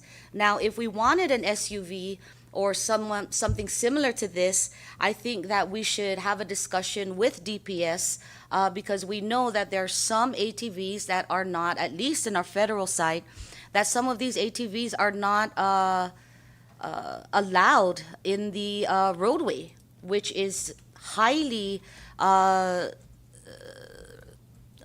funded by federal highway. So there's a lot of things I see with this bill that I don't necessarily approve of right now. I think that we can work more on defining and setting a standard as to what types of ATVs should be and are legally required within our roads. The safety issue is my biggest concern. Regardless of a helmet, it really doesn't matter. We don't even know if child booster chairs are even part of this design. And the age limits that I saw was that it is not even fit for anyone under a certain age or a certain height. That's not even in here as well. I think that we are now setting ourselves up for huge liabilities. Therefore, Mr. Chairman, I move that we table this piece of legislation. Thank you. Thank you, Madam Floor Leader, for those comments, and recognize Vice Speaker. Members, I know we've discussed this time and time. This has been in our committee for the last 3 or 4 committee meetings. But I do want you to take note that I don't know if maybe we should work on this as an amendment or a standalone bill, but the Department of Public Safety does recognize the need for this for the purposes of enforcement. And I do see the benefit for the DPS to have these types of machinery or, automobile, I don't know what you would call them, vehicles that would benefit them in the aid of their investigations or, in terms of their enforcement. So I just want you guys to take note of that. I do know that you guys are going to be moving to table this once again. Recognize, Madam Floor Leader. Chairman, if that is the case and there is a need in which the Commissioner now is stating, number one, we should have those conversations and let DPS figure out the standard to that because they would have to work with Federal Highway. In no way are we going to design and craft any legislation without meaningful discussions that involves DPWs, Federal Highway, DPS, for this standard in which they're asking and supporting them. Once again, when you're looking at this legislation, we're not doing any favors to anybody when we are now wanting to pass something because it's been on this legislation for 3-4 times. If anything, I move that the chairman call upon DPW, Federal Highway, and the Department of Public Safety, Motor Vehicles, or whoever he designates to have this conversation with us so that they can set the standard as to what is appropriate for the needs of the institution. Thank you. I yield my time. And that's a motion, sir. Thank you, Madam Floor Leader, and I will reach out to DPS and DPW, Federal Highway. I believe that's Mr. James Regis. And with that said, you recognize Vice Speaker? Sorry, Chair. I just wanted to chime in. A lot of these ATV vehicles that DPS already have? Aren't they already street legal? I believe the UTVs are because they meet the Or requirements UTVs? of a side mirror, rear Right. view mirror, and a license plate. The way the bill reads now is that those that are not have to conform first, right? But just adding on to Rep. Sablan earlier, if the mover, is there anything stopping them from preventing them from introducing this in the local level? No, I don't see why not. We can reach out to the author and see if they're willing to do that. I think we had reached out previously, and there's really no issue with that. I do see the benefit, Vice, to maybe allow this for at least DPS and Yes, maybe and defense. that could be the standalone Yeah. for strictly law enforcement. Thank you for working on that, Mr. And Vice Speaker. otherwise, we can even move to file this. I mean, that's just my take. So move. There is a motion to file Senate Bill 24-11, Senate Draft 1, and it has been seconded. All those in favor say aye. Aye. Those opposed say nay. Motion carries. Senate Bill 24-11, Senate Draft 1 is hereby filed by the committee. Thank you, members. Moving on our next order of business, item B, we have Senate Bill 24-13, Senate Draft 1, to enact a whistleblower protection provision for Commonwealth government and autonomous agency employees reporting on prohibited personnel practices, to provide whistleblower rewards for individuals who report underpayment of taxes, to clarify the mechanism for the payment of rewards for disclosures leading to the recovery of public funds, and for other purposes. Discussion, members. God bless you. Discussion. Recognize Madam Floor Leader. I'd like to ask council to take a look at the Attorney General's submission for comment on October 27, 2023, and see her perspective, just because it's council to council. And although I have some reservations, I know that the movement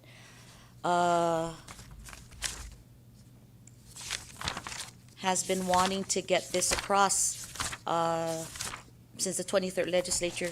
So if I could yield my time and ask Council Carey, can you please take a look at Office of Attorney General's correspondence dated October 27, 2023? And he has two sections in which he is emphasizing, and can you give us your feedback?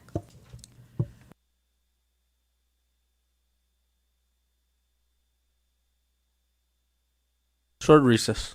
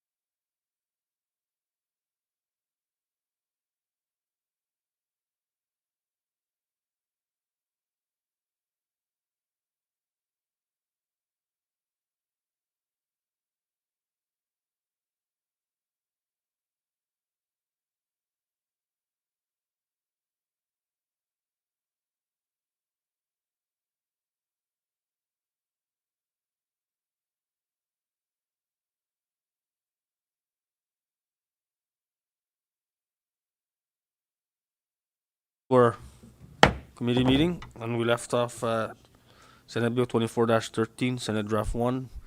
And we took a recess for some clarification, and we're back.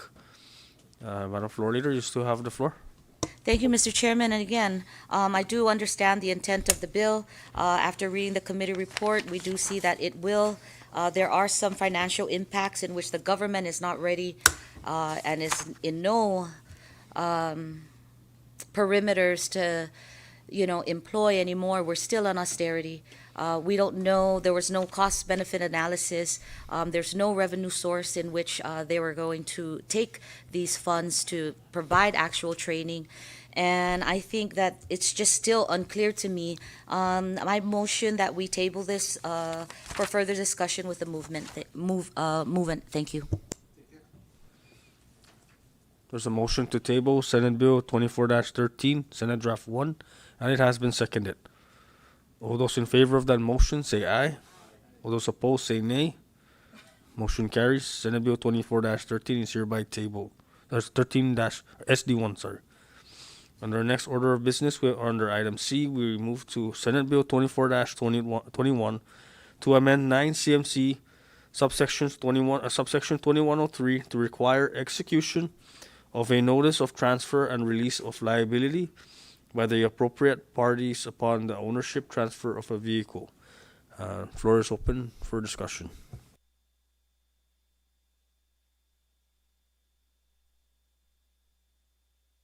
Recognized, Madam Floor Leader. Thank you. And I do see that I believe this was also a bill from the 23rd legislature. Reading the comments from Public Safety's director for the Bureau of Motor Vehicles. The Department of the Bureau of Motor Vehicles currently has in place requirements and documentation which meets the request of this subsection. So they already do this. So I'm not sure. And there are attachments to the proposed legislation. So I don't see why we need to pass this when they already have internal regulations that have the proper documentations to meet the said amendment. That's just my 2 cents. Anyone else would like to chime in? Maybe we'll get some clarification from our legal counsel. Counsel Comstock, can you please provide the committee some clarity on this?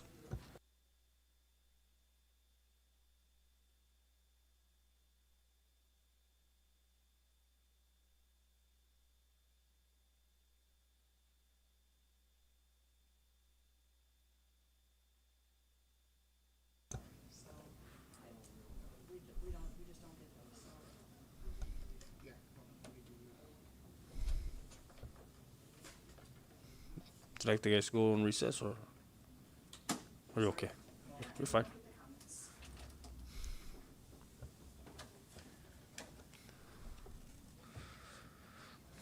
We'll go on short recess while we wait for our counsel. Short recess.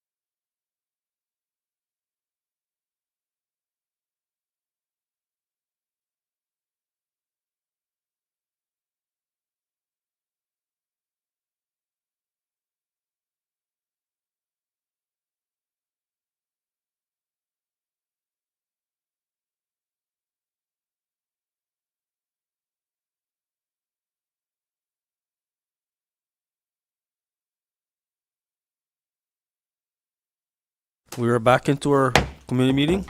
We left off under discussion for Senate Bill 24-21. The floor is still open for discussion. Further discussion. Recognize Vice Speaker. Thank you, Chairman. After further discussion and review, I move that we accept and adopt this legislation. So move.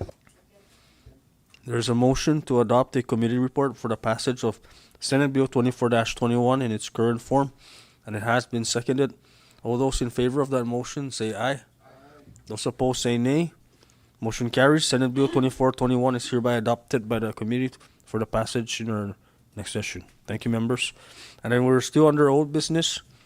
And members, just to point out, House Bill 24-52 and House Bill 24-55, we cannot discuss those bills because it was signed for introductory purposes only, and our good author here, our Madam Floor Leader, will be working on substitutes and further amendments, which will be resolicited out to the appropriate agencies for comments again.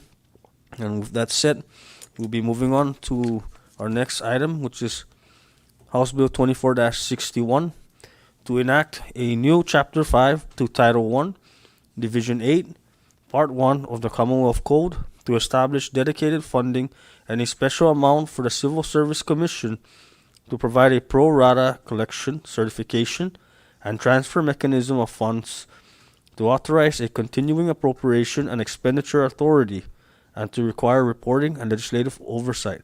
The floor is now open for discussion.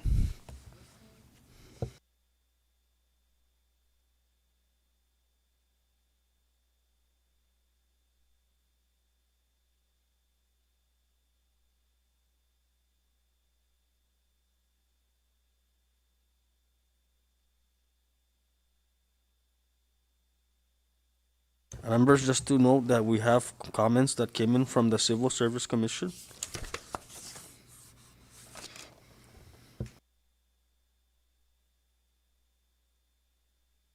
Yes, there was a correction made in the header.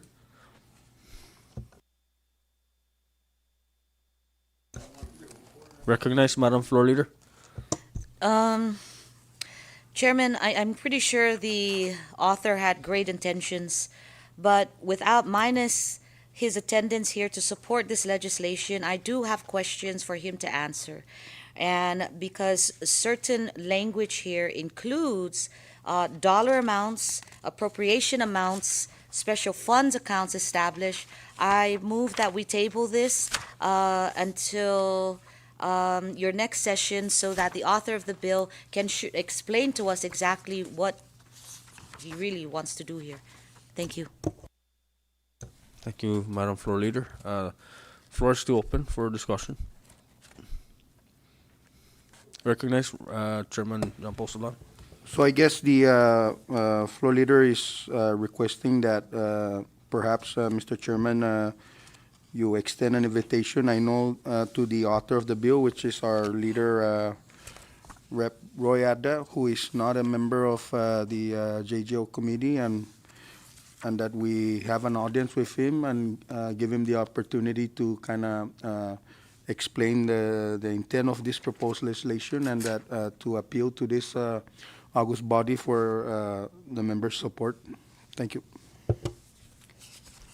Thank you, Representative Jean Paul Saban. And is that a motion? There is a motion to table House Bill 24-61 to further discuss with the author, and it has been seconded. All those in favor of that motion to table, say aye. All those opposed, say nay.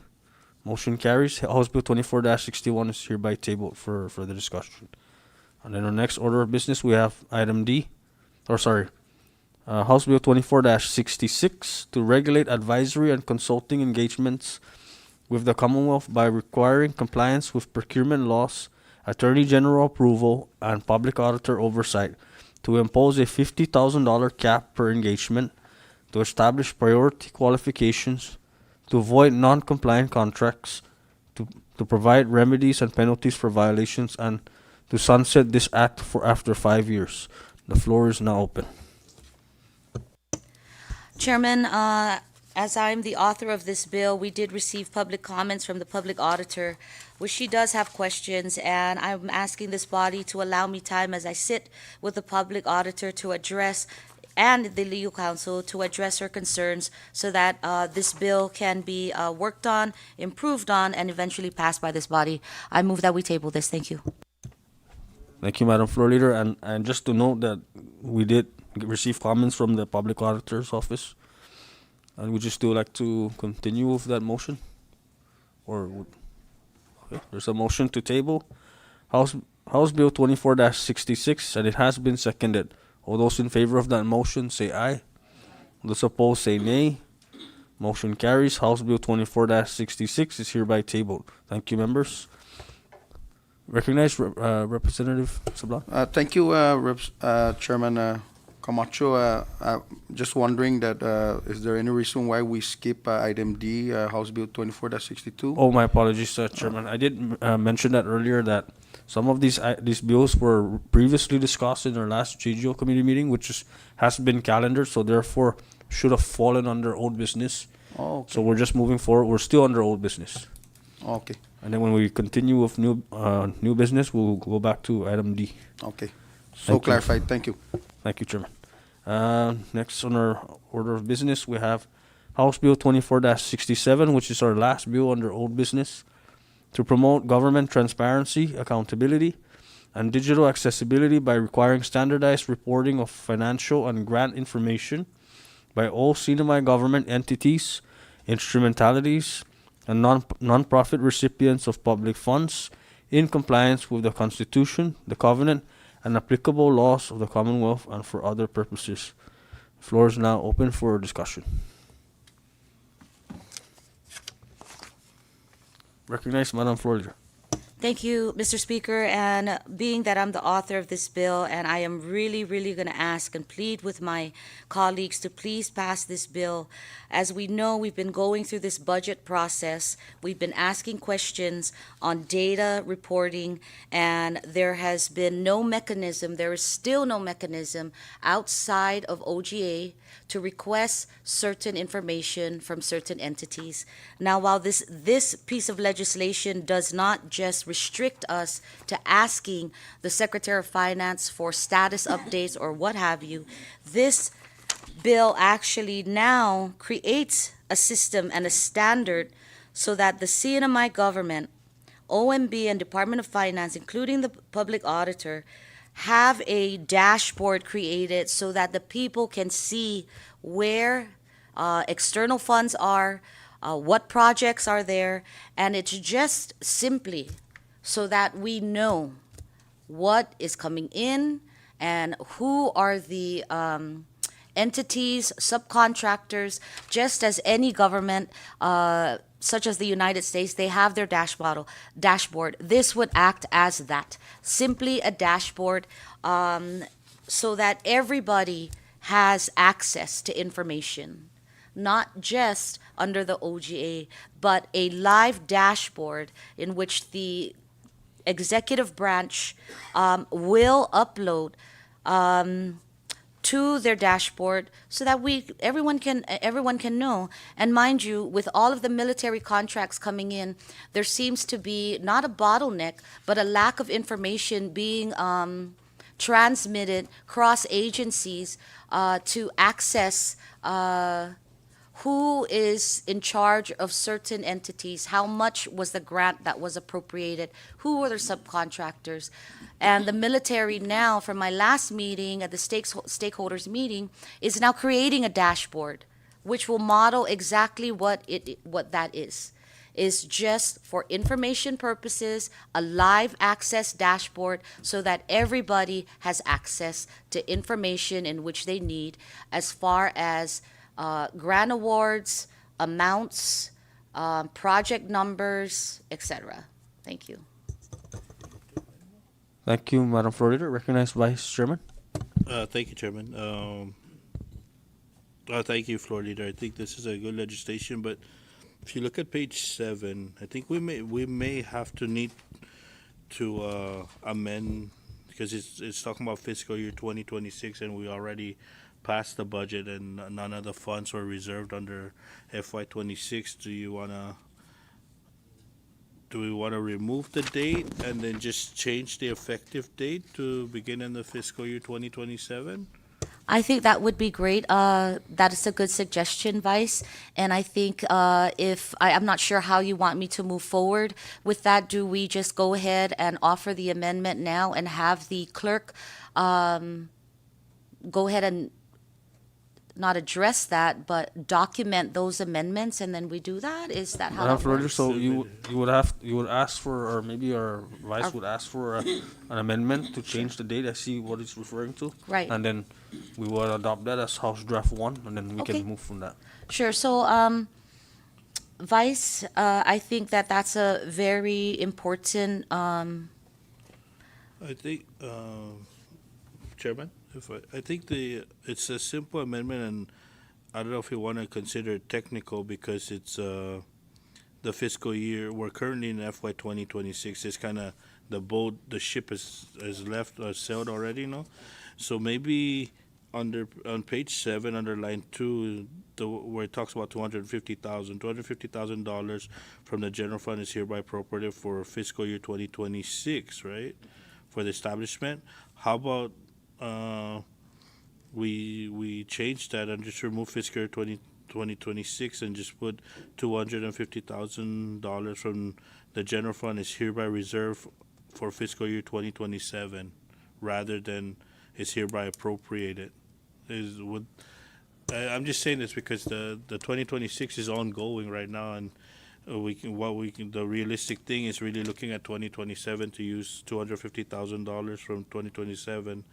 So maybe should read something like $250,000 from the general fund for fiscal year 2027 is hereby reserved for this, something like that. It's a simple amendment that we can do here in the committee, so by the time it gets to the full body, it's in a draft 1 form, no? So that we don't have to wait to the floor to make those amendments. No, thank you. So, Vice, will you be offering that amendment? Can we work on the amendment, Chairman? Maybe we can move to the next legislation while we work on the amendment. But I Recognize, think Rep. Yumo wanted to say Yes, something. Recognize Rep. Remo. Thank you, Chair. And also with regards to Section 106, should we set a timeline? Because if this becomes law, how many months would it take to promulgate the rules? And we're reserving funds for 2026 or 2027. And if they can't produce the rules, then what happens? The fund will be reappropriated, or, this is something that we either put a date 6 months to a year after it's signed into law, before we move forward. Thank you. Thank you, Rep. Yumo. Duly noted. Council, did you catch that?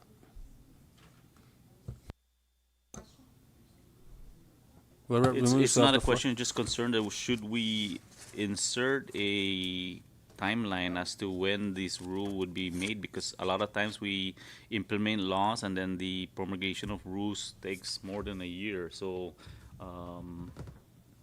that's just a concern. I'm not challenging the bill. I'm just saying that we need to do some other changes to it. So while Rep.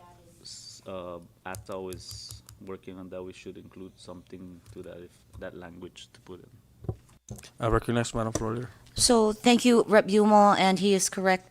In that amendment, then, can we also add a section to cover 106? When you're looking at the requirements of what this data should be uploaded, all that information is already with OMB. Munis system is already there for them to extract. What we're asking is now a dashboard to be converted over so that we can see that. They have the ability to do that with OIT. The information is already there. So I guess a reasonable amount of time would be what, a year? Rep. Yumo, will you be okay with a year? No, I'm okay with whatever. The question is can the Department of Finance, auditor, and the OMB be able to establish the rules right away before this one takes it. If it takes more than 3 months, then what happens to that fund? So we can say 2 years or 1 year, I think would be. I'm just saying to put a date. Yeah. So I'm just asking about like what you think is feasible, because that's a timeline that we all should agree upon, because we also know that the chairman of Ways and Means has access to some information. This bill only intends to allow access to the public to see a live dashboard of projects, funding sources, grant access, which they already have. So I think if it's okay with this committee, can we say within a 1 year time period after it's been enacted or after it's signed into law, Council, can you put that into the amendment? Okay. So Chairman, I move that we amend Section 106 to add language that covers. Duly noted. Nick, you're logging these, no? The changes for the House Draft 1. Short recess, guys. You're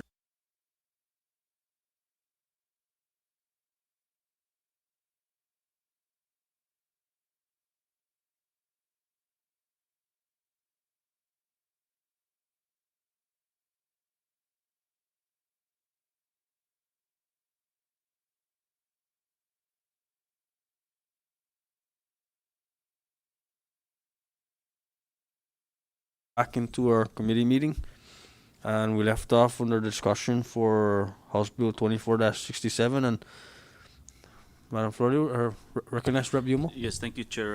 And just to the author, would this also be, I guess, because we have the citizen-centric report, would this be also attached to them? It's something that we get reports of them and it's not clear.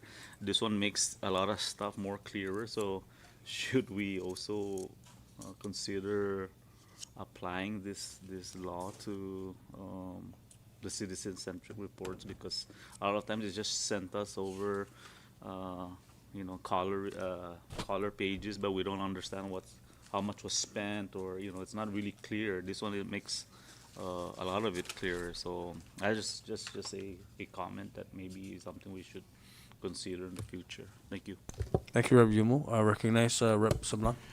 Thank you, Mr. Chairman, and I don't have any, I support the proposed legislation, but to have it move without any written amendments, I think it's against our rules. So maybe as what the Vice Chair said, while our Bureau staff, our legal counsel, and Nick will be making those floor amendments in a written form, and we just like tackle the rest. I think we have only two more to tackle, and then perhaps circle back on this while the written floor amendments, so that the floor can offer it, and then we adopt it for a committee report. Thank you.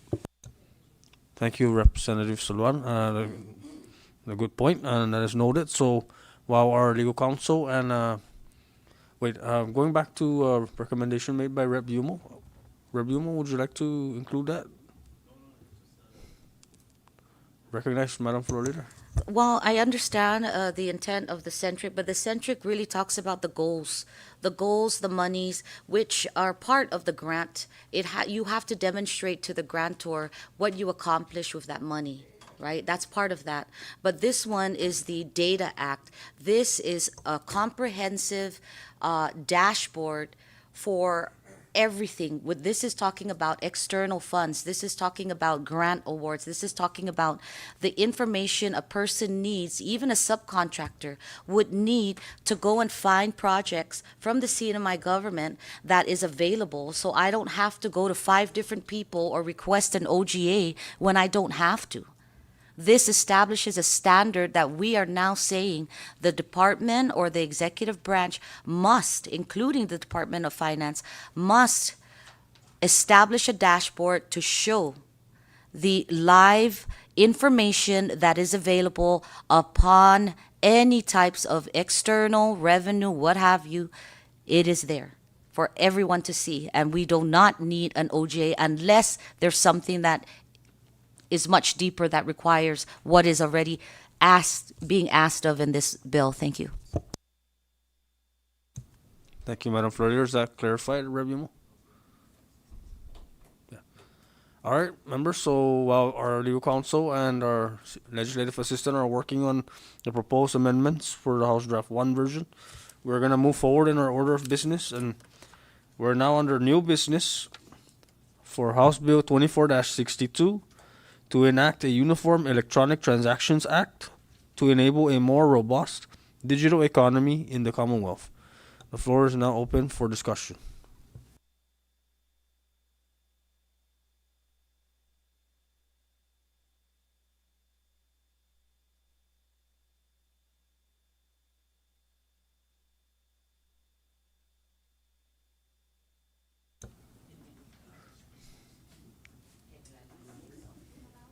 Short recess.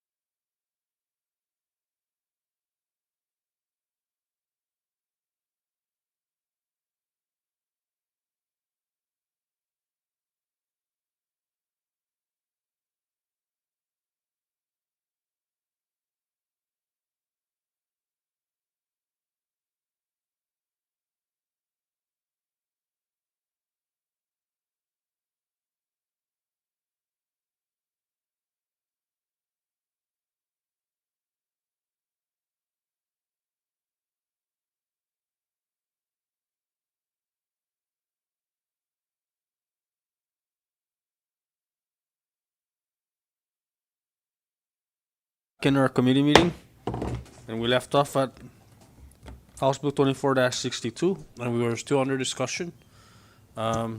Recognize floor leader. Thank you, Mr. Chairman, and thank you to the author of this bill. Obviously, it is due time as we are transitioning into technological advances on everything from ATM and in your phone money transaction, and it was clear that that this bill does have the safeguards should malice and offenses happen to the actual owner of the signature. So with that said, I move that the committee, we pass House Bill 24-62, and that the clerk furnish a committee report to be presented to the committee, to the House as a whole. Thank you. So move. Thank you, Madam Floor Leader. Just to note that, Council, LA, you guys, are we able to get this done soon because of our session? It's already in there. Also, we're passing this in this version. Okay. There's a motion to adopt the committee report for the passage of House Bill 24-62, and it has been seconded. All those in favor of that motion to adopt the committee report for passage, say aye. Aye. Those opposed, say nay. Motion carries. House Bill 24-78 is hereby approved by the committee for the passage in the next session. Thank you, members. On our last bill under our order for our agenda, we have House Bill 24-78 to amend Title IV, Economic Resources, Division 6, Banking and Financial Institutions of the Commonwealth Code to give the banking director authority to regulate digital asset businesses and for other purposes. The floor is now open for discussion. Members? Just to note also that we did solicit comments to the Department of Commerce, Finance, and the Attorney General's office, and we are still awaiting for those comments. Just want to point that out. Recognize Representative John Paul Sablan. Yeah, thank you, Mr. Chairman, and I know that the author of this proposed legislation is our colleague here, our good colleague Aquino, and I support the piece of legislation and its intent. But I just wanted to ask is if there's any way for this digital asset and financial technology, right, that we create a system that filters all this, like for instance, like cryptocurrency and all that. Is that something that we would like to take a look on and kind of improve the legislation? And I know, Mr. Chairman, that you have mentioned just earlier that you have solicited comments and you're still awaiting some comments on this proposed legislation. And maybe by using that time of waiting for this, we can perhaps maybe brainstorm on how we can insert such a kind of a mechanism or an entity that could be used as a entity to filter such digital and cryptocurrency. Thank you. Thank you, Representative John Paul. I now recognize the author, Representative Aquino. Thank you, Mr. Chairman and members. Since we're still waiting for the other comments, I move that I'd like to make a motion that we table this until those comments are in. All right. Thank you. Thank you, Representative Aquino. And in that meantime, you guys can maybe work together to address Representative Sablan's suggestions. All right. With that said, there's a motion to table House Bill 24-78, which is our last bill under our committee meeting today. And it has been seconded.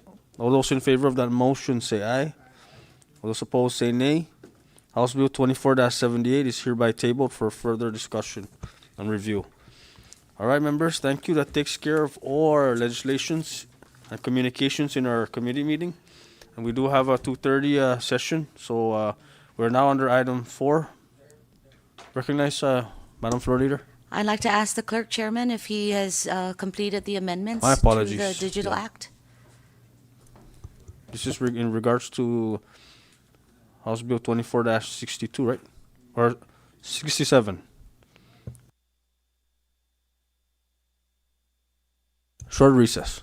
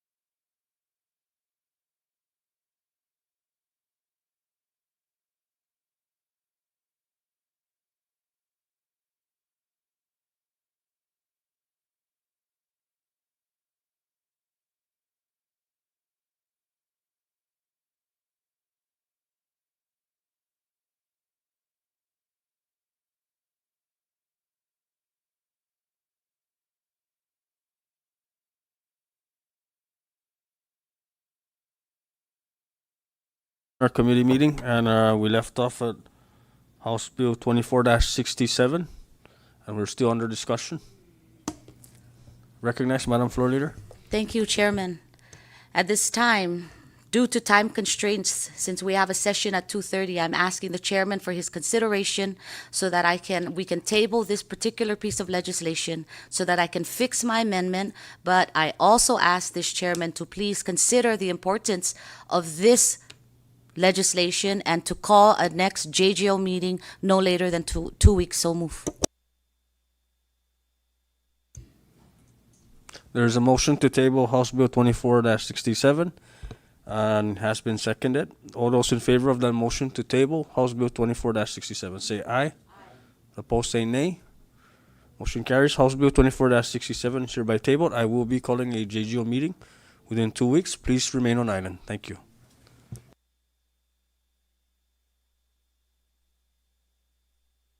Thank you. We're under item 4, or sorry.